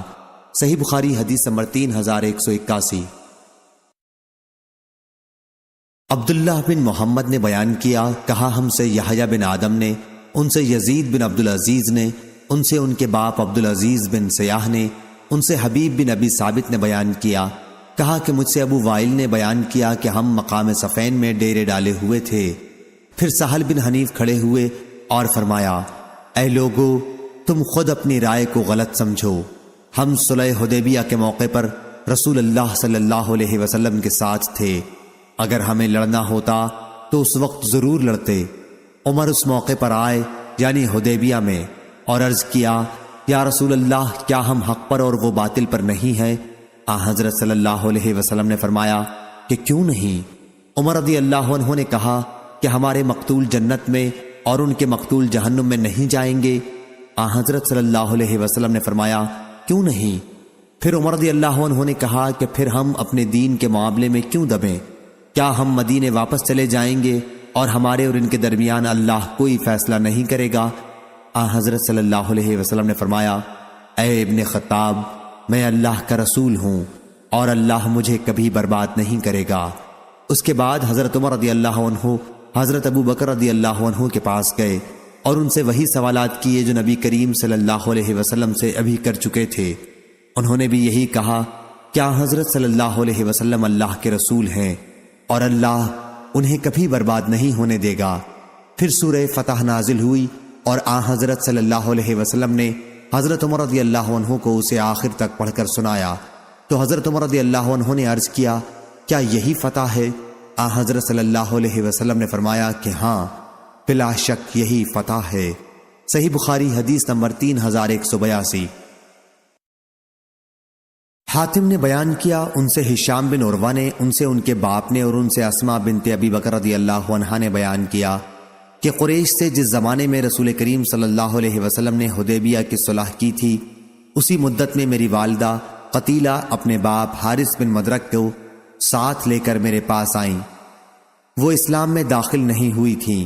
عروہ نے بیان کیا کہ حضرت اسماء رضی اللہ عنہا نے اس بارے میں حضرت صلی اللہ علیہ وسلم سے پوچھا کہ یا رسول اللہ، میری والدہ آئی ہوئی ہے اور مجھ سے رغبت کے ساتھ ملنا چاہتی ہیں، تو کیا میں ان کے ساتھ صلہ رحمی کروں؟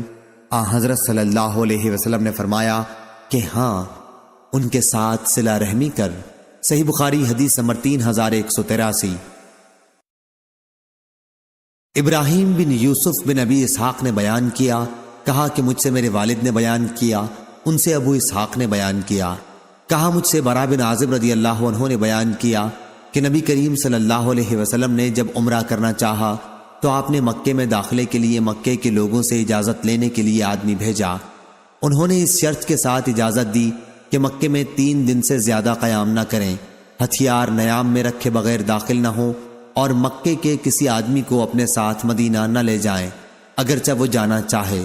انہوں نے بیان کیا کہ پھر ان شرائط کو علی بن ابی طالب رضی اللہ عنہ نے لکھنا شروع کیا، اور اس طرح یہ محمد اللہ کے رسول کے صلح نامے کی تحریر ہے۔ مکے والوں نے کہا کہ اگر ہم جان لیتے کہ آپ اللہ کے رسول ہیں تو پھر آپ کو روکتے ہی نہیں بلکہ آپ پر ایمان لاتے، اس لیے تمہیں یوں لکھنا چاہیے، یہ محمد بن عبداللہ کے صلح نامے کی تحریر ہے۔ اس پر حضرت صلی اللہ علیہ وسلم نے فرمایا، اللہ گواہ ہے کہ میں اللہ کا رسول بھی ہوں۔ حضرت صلی اللہ علیہ وسلم لکھنا نہیں جانتے تھے۔ راوی نے بیان کیا کہ آپ صلی اللہ علیہ وسلم نے علی رضی اللہ عنہ سے فرمایا، رسول اللہ صلی اللہ علیہ وسلم کا لفظ مٹا دے۔ حضرت علی رضی اللہ عنہ نے عرض کیا کہ خدا کی قسم، یہ لفظ تو میں کبھی نہ مٹاؤں گا۔ حضرت صلی اللہ علیہ وسلم نے فرمایا کہ پھر مجھے دکھلاؤ۔ راوی نے بیان کیا کہ علی رضی اللہ عنہ نے حضرت صلی اللہ علیہ وسلم کو وہ لفظ دکھایا اور آپ نے خود اپنے ہاتھ سے اسے مٹا دیا۔ پھر جب حضرت صلی اللہ علیہ وسلم مکہ تشریف لے گئے اور 3 دن گزر گئے تو قریش حضرت علی کے پاس آئے اور کہا کہ اب اپنے ساتھی سے کہو کہ اب یہاں سے چلے جائیں۔ علی رضی اللہ عنہ نے بیان کیا کہ میں نے اس کا ذکر حضرت صلی اللہ علیہ وسلم سے کیا تو آپ نے فرمایا کہ ہاں، چنانچہ آپ وہاں سے روانہ ہو گئے۔ صحیح بخاری حدیث نمبر 3184۔ عبداللہ رضی اللہ عنہ نے بیان کیا کہ مکے میں شروع اسلام کے زمانے میں رسول اللہ صلی اللہ علیہ وسلم سجدے کی حالت میں تھے اور قریب ہی قریش کے کچھ لوگ بیٹھے ہوئے تھے۔ پھر عقبہ بن ابی معیط اونٹ کی اوجڑی لایا اور نبی کریم صلی اللہ علیہ وسلم کی پیٹھ پر اسے ڈال دیا۔ نبی کریم صلی اللہ علیہ وسلم سجدے سے اپنا سر نہ اٹھا سکے۔ آخر فاطمہ رضی اللہ عنہا آئیں اور آپ صلی اللہ علیہ وسلم کی پیٹھ پر سے اس اوجڑی کو ہٹایا، اور جس نے یہ حرکت کی تھی اسے برا بھلا کہا۔ نبی کریم صلی اللہ علیہ وسلم نے بھی بد دعا کی کہ اے اللہ، قریش کی اس جماعت کو پکڑ، اے اللہ، ابو جہل بن ہشام، عتبہ بن ربیعہ، شیبہ بن ربیعہ، عقبہ بن ابی معیط، امیہ بن خلف یا ابی بن خلف کو برباد کر۔ پھر میں نے دیکھا کہ یہ سب بدر کی لڑائی میں قتل کر دیے گئے اور ایک کنویں میں انہیں ڈال دیا گیا، سوا امیہ یا ابی کے کہ یہ شخص بہت بھاری بھرکم تھا۔ جب اسے صحابہ نے کھینچا تو کنویں میں ڈالنے سے پہلے ہی اس کے جوڑ الگ ہو گئے۔ صحیح بخاری حدیث نمبر 3185۔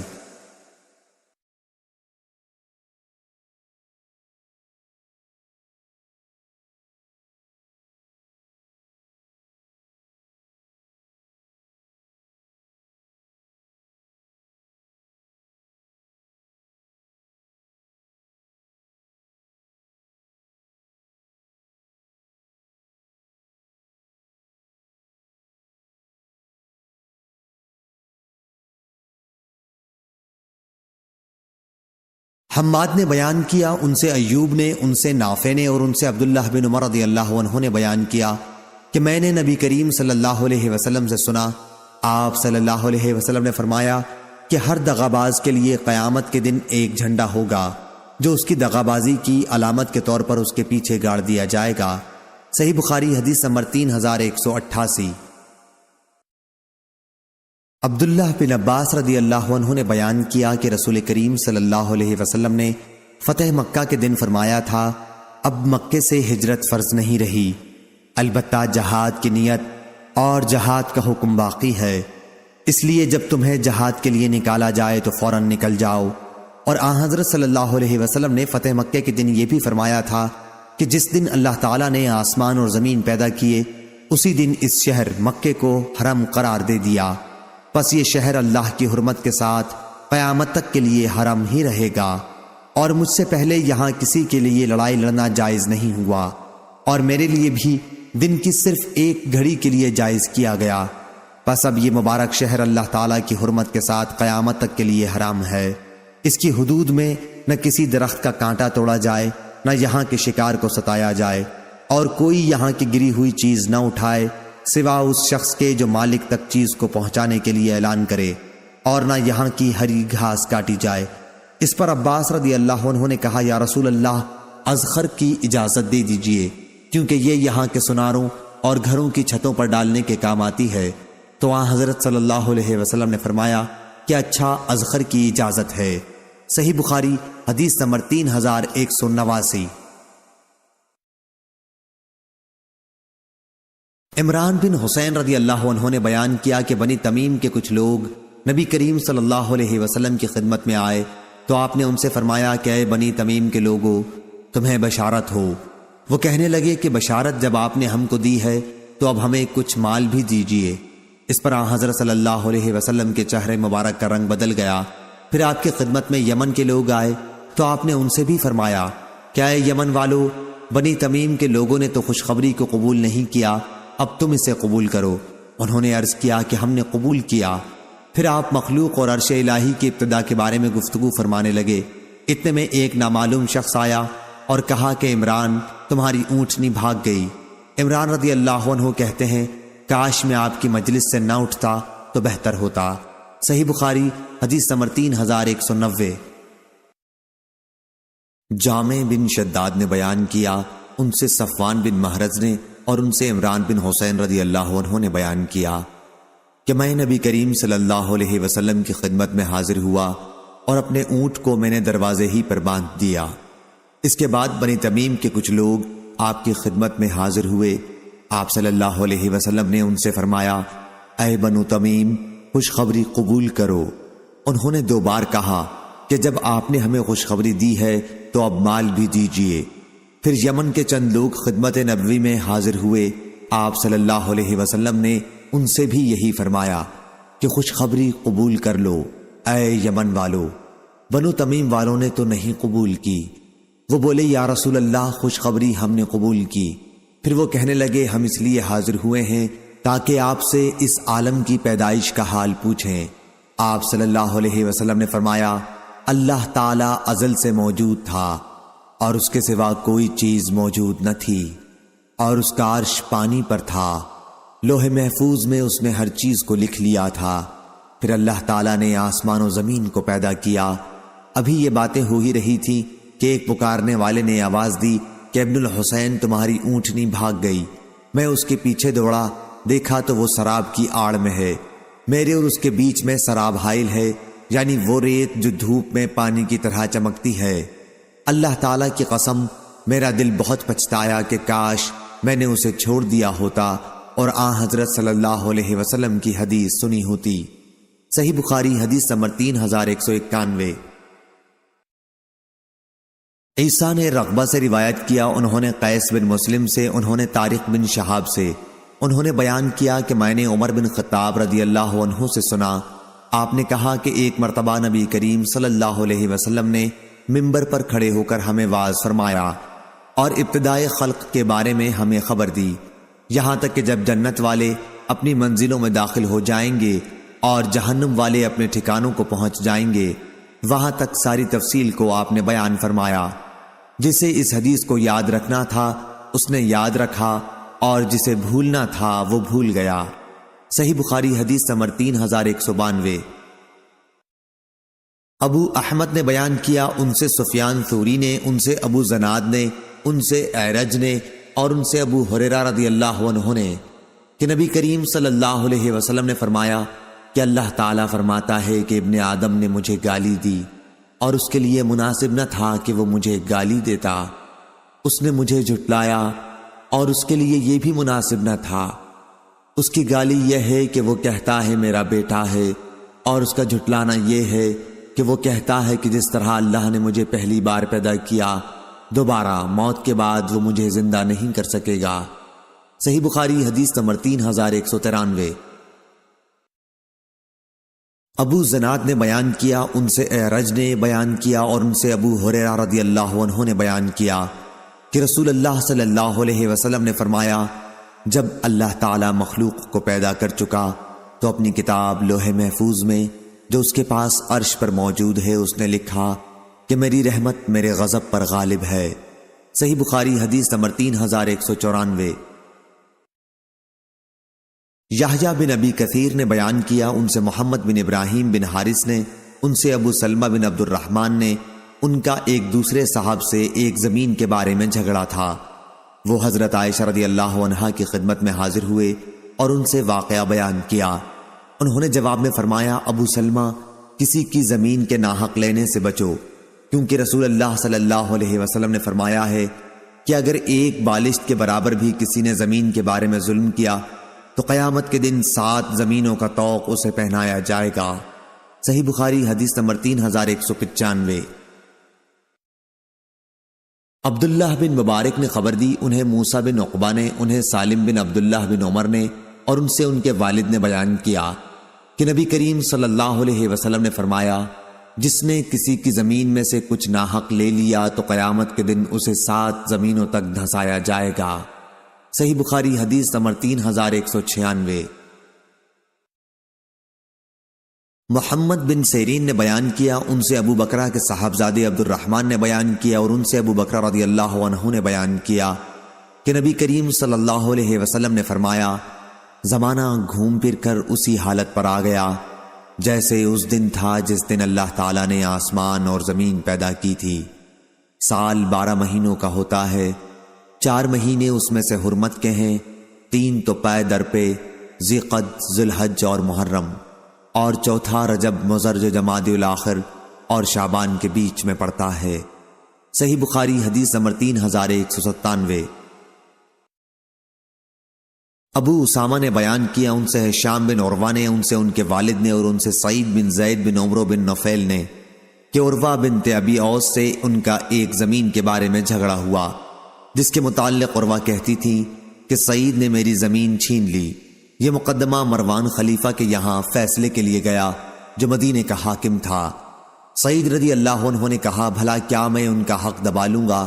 میں گواہی دیتا ہوں کہ میں نے رسول اللہ صلی اللہ علیہ وسلم کو یہ فرماتے سنا ہے کہ جس نے ایک بالشت زمین بھی ظلم سے کسی کی دبا لی تو قیامت کے دن 7 زمینوں کا طوق اس کی گردن میں ڈالا جائے گا۔ ابن ابی زناد نے بیان کیا، ان سے ہشام نے، ان سے ان کے والد نے بیان کیا، اور ان سے سعید بن زید رضی اللہ عنہ نے بیان کیا کہ میں نبی کریم صلی اللہ علیہ وسلم کی خدمت میں موجود تھا، تب آپ نے یہ حدیث بیان فرمائی تھی۔ صحیح بخاری حدیث نمبر 3198۔ سفیان ثوری نے بیان کیا، ان سے عامش نے، ان سے ابراہیم تیمی نے، ان سے ان کے باپ یزید بن شریک نے، اور ان سے ابو ذر غفاری رضی اللہ عنہ نے بیان کیا کہ نبی کریم صلی اللہ علیہ وسلم نے جب سورج غروب ہوا تو ان سے پوچھا کہ تم کو معلوم ہے یہ سورج کہاں جاتا ہے؟ میں نے عرض کی کہ اللہ اور اس کے رسول ہی کو علم ہے۔ آپ صلی اللہ علیہ وسلم نے فرمایا کہ یہ جاتا ہے اور عرش کے نیچے پہنچ کر پہلے سجدہ کرتا ہے، پھر دوبارہ آنے کی اجازت چاہتا ہے اور اسے اجازت دی جاتی ہے، اور وہ دن بھی قریب ہے جب یہ سجدہ کرے گا تو اس کا سجدہ قبول نہ ہوگا، اور اجازت چاہے گا لیکن اجازت نہ ملے گی، بلکہ اس سے کہا جائے گا کہ جہاں سے آیا تھا وہیں واپس چلا جا، چنانچہ اس دن وہ مغرب ہی سے نکلے گا۔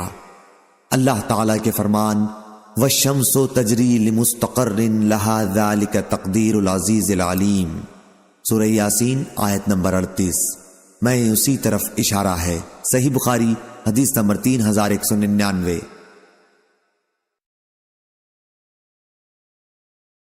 عبداللہ بن فیروز داناج نے بیان کیا، انہوں نے کہا مجھ سے ابو سلمہ بن عبد الرحمن نے بیان کیا اور ان سے ابو ہریرہ رضی اللہ عنہ نے بیان کیا کہ نبی کریم صلی اللہ علیہ وسلم نے فرمایا، قیامت کے دن سورج اور چاند دونوں تاریک بے نور ہو جائیں گے۔ صحیح بخاری حدیث نمبر 3200۔